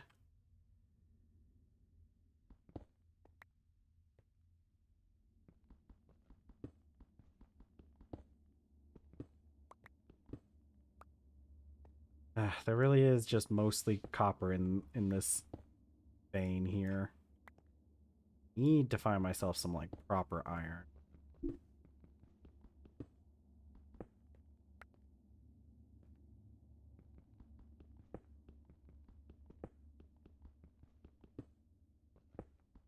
Okay, let's get last bit of support stuff. We have enough, I think, for what we need to for.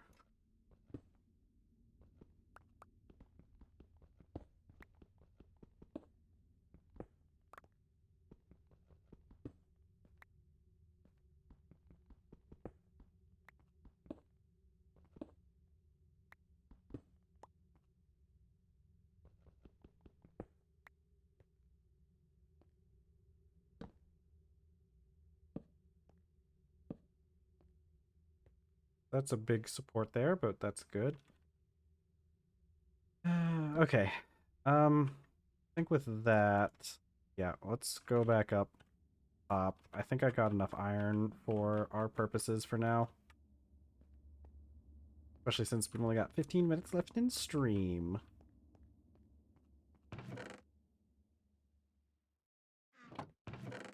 Uh,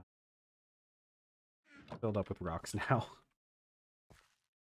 We have lots of rocks everywhere. Eventually, there's probably something we can do with all those rocks. I know once we get I think it's an assembler that does this. One of the machines we get can just turn the rocks into bricks. And the main reason that's good is because the bricks stack at like double efficiency.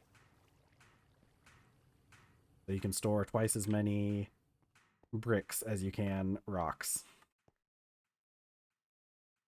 Okay, let's get this processed. I'd like to get this done before we finish stream, but who knows if that's going to work out. I think we can do it. I think we can finish this.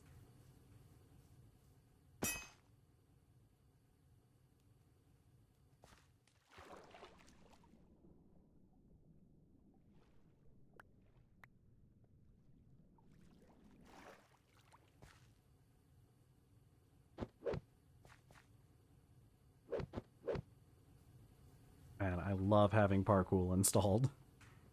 It makes the game so much more engaging, honestly. Being able to do stuff like that. I need my charcoal. Charcoal.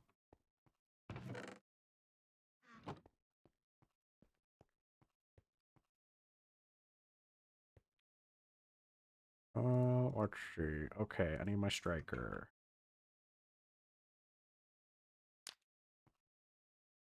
Okay, we should be able to get this all heated up and poured out pretty quick.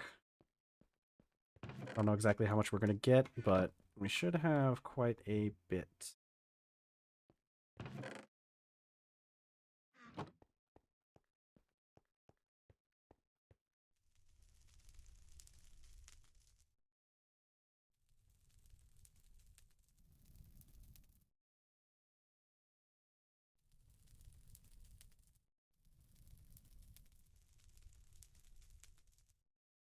All right, I think oh, we'll end up with quite a few. We'll end up with like maybe 9 or 8 ingots.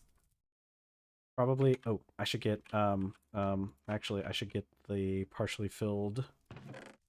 Yeah, I always forget, or well, I guess I don't always forget. I haven't really forgotten that many times, but I always come close to forgetting about the partially filled ones.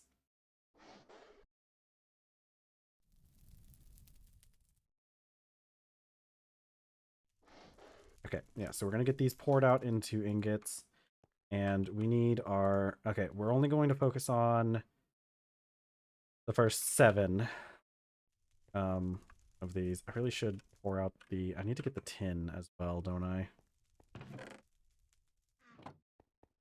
Luckily, tin takes barely any effort to get poured out.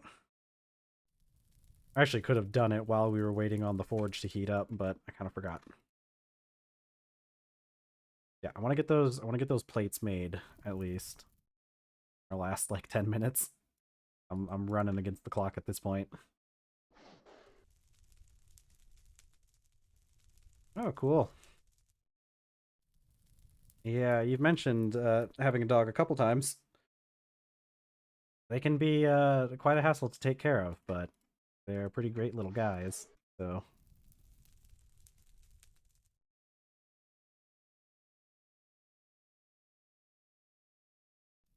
all right, we got almost done with this part. E. You know what I can probably do? I can heat up the iron on the forge while I deal with the tin, because I can drain just enough tin. Actually, how much do I need? Let's see again. I want to get those last little bits of iron out. Okay, let's heat up our tin. So I want to make enough to do these two, the compressor and the macerator. So we need 7, which means, yeah, we need 7, which means we need like 4. Hold on. I guess we do just need 4, or not 4, 7 ingots of tin. Yeah, we just need 7 ingots of tin. You know what? I might as well just go ahead and make all 8. Actually, let me double check how much this is. 1728 divided by 144, that's 12. Yeah, so let's drain out some stuff. I do need all of this iron can be heated up again.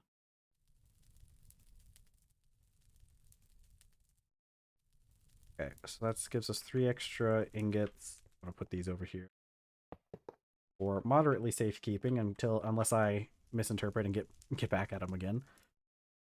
Okay, so that should be 12 pieces of tin in here. So we're gonna drain out 5, because that will give us a full 7 in here.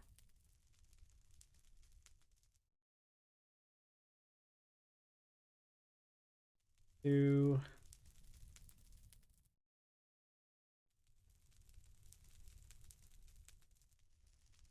3,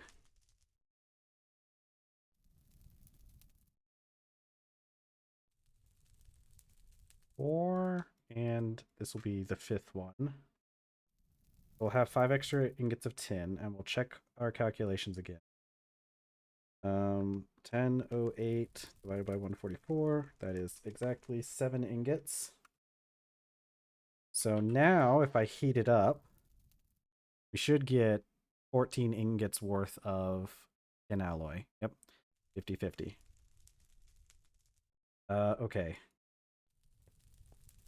Cool down these so I can get the ingot molds back. I should be able to at least get the alloy out. Maybe I can make double ingots.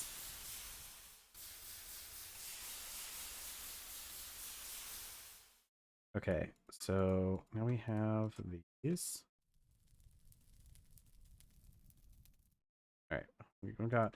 Okay, I'm going to get the tin alloy out and into ingots, and then we're probably going to finish the stream there. I don't know how quickly I'll be able to do all this.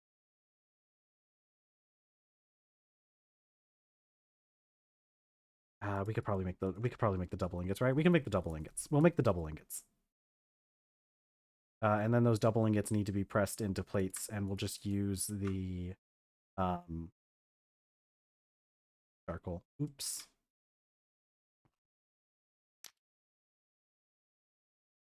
This stuff heats up at Can't remember what temperature tin alloy melts at. It's pretty low. Actually, it's actually pretty high now that I think about it. But it's lower than the forge gets to. Okay.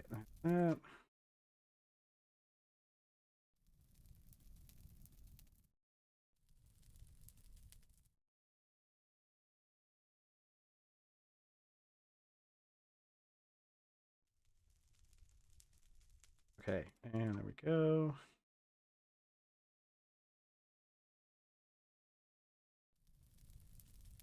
All right, our forge shouldn't be really at risk of going out for a bit because as long as we're not pumping the bellows, it takes quite a while.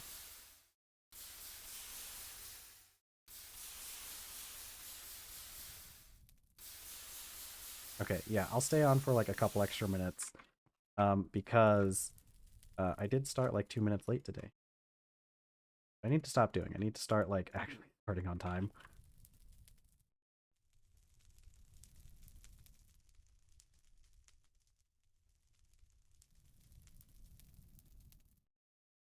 Shouldn't be too many more of these. Yeah, because we only needed 14.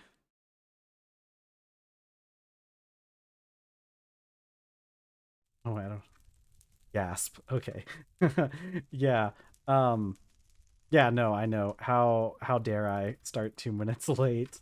The issue isn't that I start like 2 minutes late, it's that I've been like consistently like 2 minutes late for the past few streams. And I don't wanna do that every single time.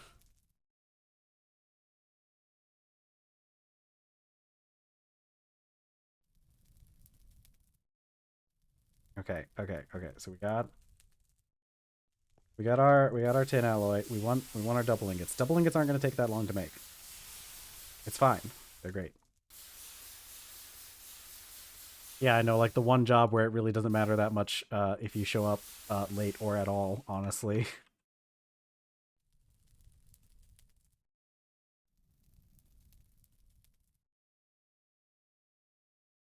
Okay, 14 of these. Yeah, I remember there was that one time you showed up to my stream and then like 5 minutes you're like, oh, wait a minute, I'm supposed to be streaming.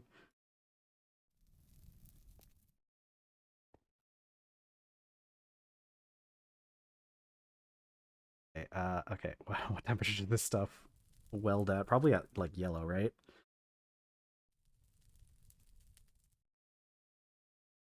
Yeah, okay. Yeah, for some reason this stuff like it loses all of its heat immediately.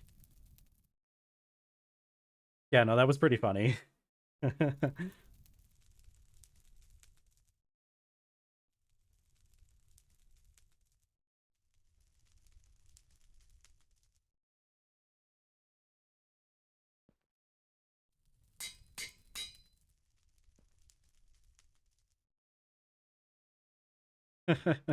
Yeah, I think that's one of the biggest issues with streaming for a lot of people is it's kind of hard. It's hard to find the time for a lot of people to stream consistently. But like it's like one of the biggest things you can do to like grow your channel, which is annoying. I don't like that you know, doing things like being consistent is just how you get famous. I want to be famous now.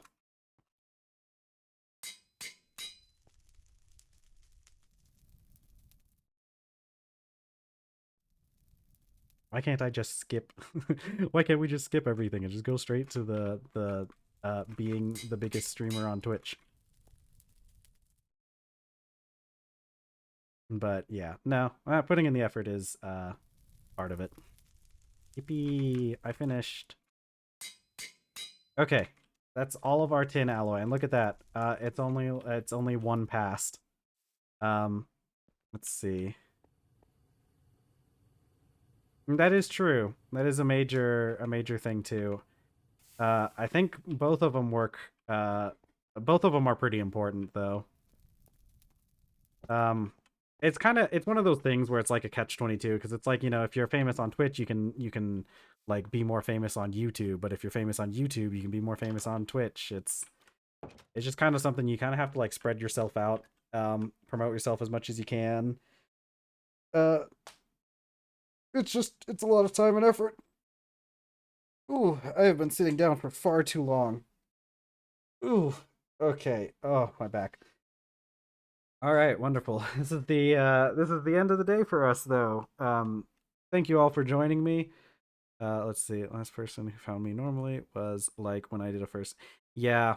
Uh, like any kind of like influencing, really. It's like a lot of work and a lot of luck. If you can get big for something, like it's great. But it's until then, you're kind of just doing whatever you can, right? Like stream constantly, post all the time, whatever, it'll increase. But or you could also just do the slow route, which is pretty fun. I like I'm really enjoying like being at the level I'm at right now, because I know if I do get more famous, it's going to start getting a lot more hectic, which is also fun, but fun in a different way. But yeah, thanks everyone for joining me. It's always great having you guys here. I love talking to you guys. I love just having you guys here to just hang out. It's always great.